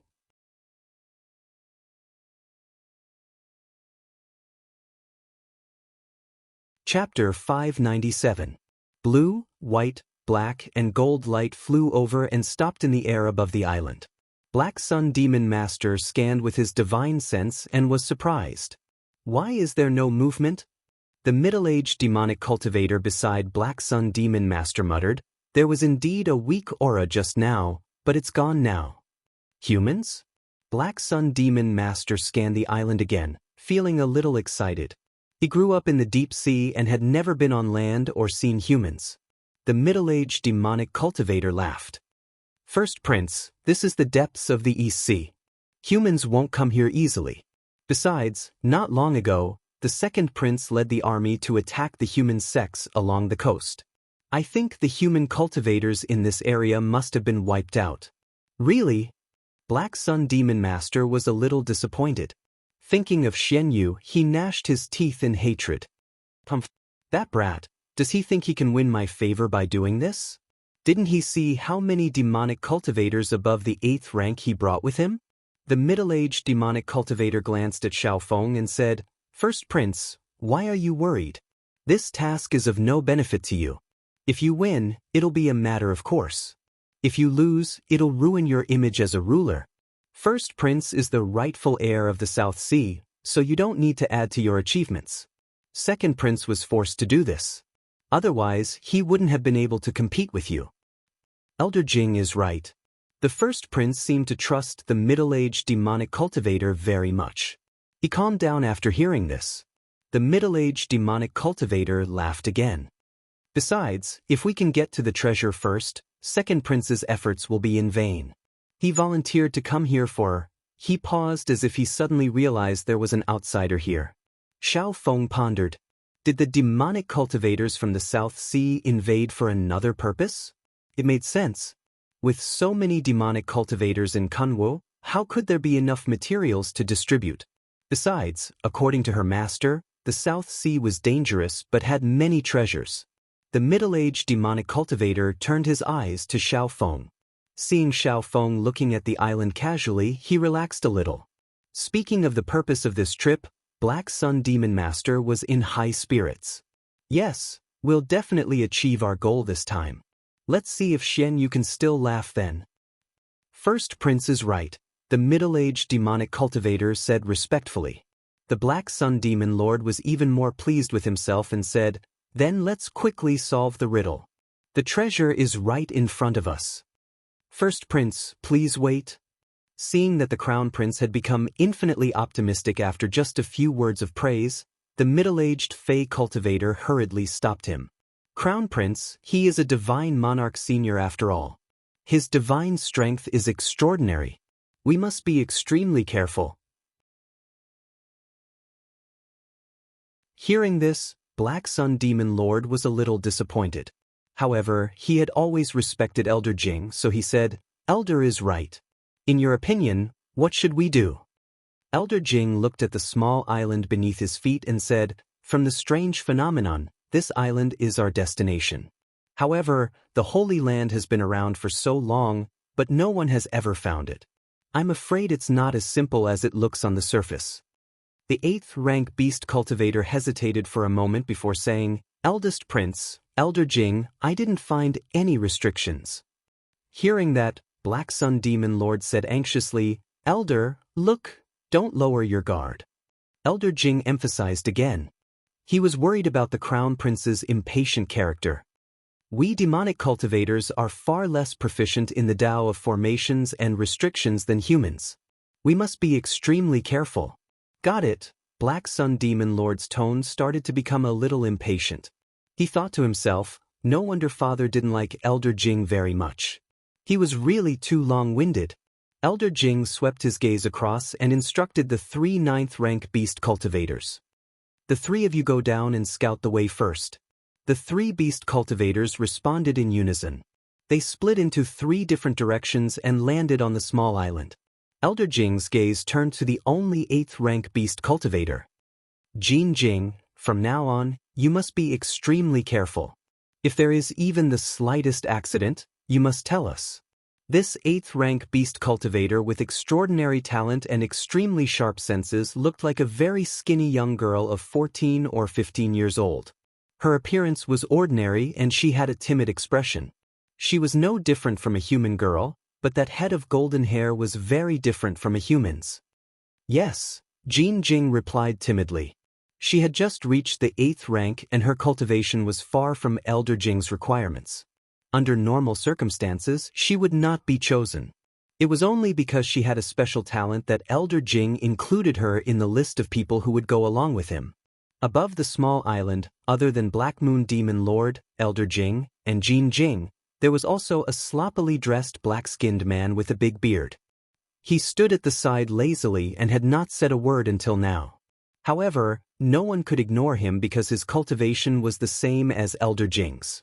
They were both at the 10th rank. The 3 9th rank beast cultivators landed on the small island and began to search inch by inch. The small island was really too small. Even if they were to be as thorough as the grass and trees, it only took them an hour to finish the search. The 3 beasts flew back one after another and reported, "Crown Prince, there's nothing unusual." Black Sun Demon Lord turned to look at Elder Jing. Elder Jing asked Jin Jing, "What about you?" Jin Jing shook her head dejectedly.